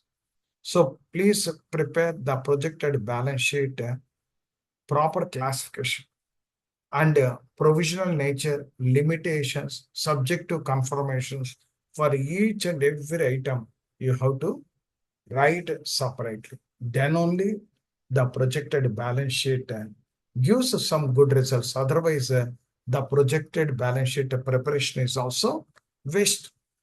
Finally, so performance ratios are there. Trend analysis. The company trend analysis, the ratios are also to be used while preparing the projected balance sheets. Debt assets or receivables turnover or inventory turnover, sudden abnormal or illogical ratios, all these things are there. Auditors forensic, the auditor should conduct whether reasonable reconstruction are supported by evidence or materially misstated or require revision, and a national company, all these things are there. Hence, a forensic audit of a provisional balance sheet is evidence driven, not book driven, because books are not available. Built on triangulation.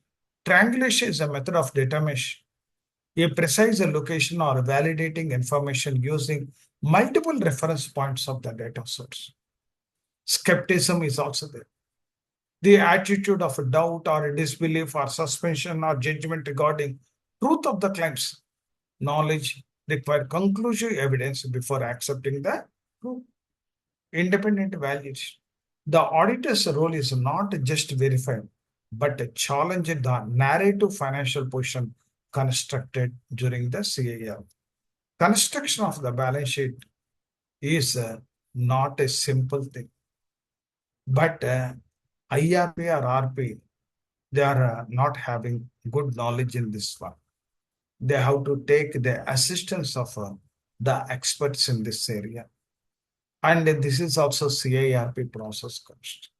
Once, even though any expert is preparing that one, finally, you have to verify. You have to confirm that.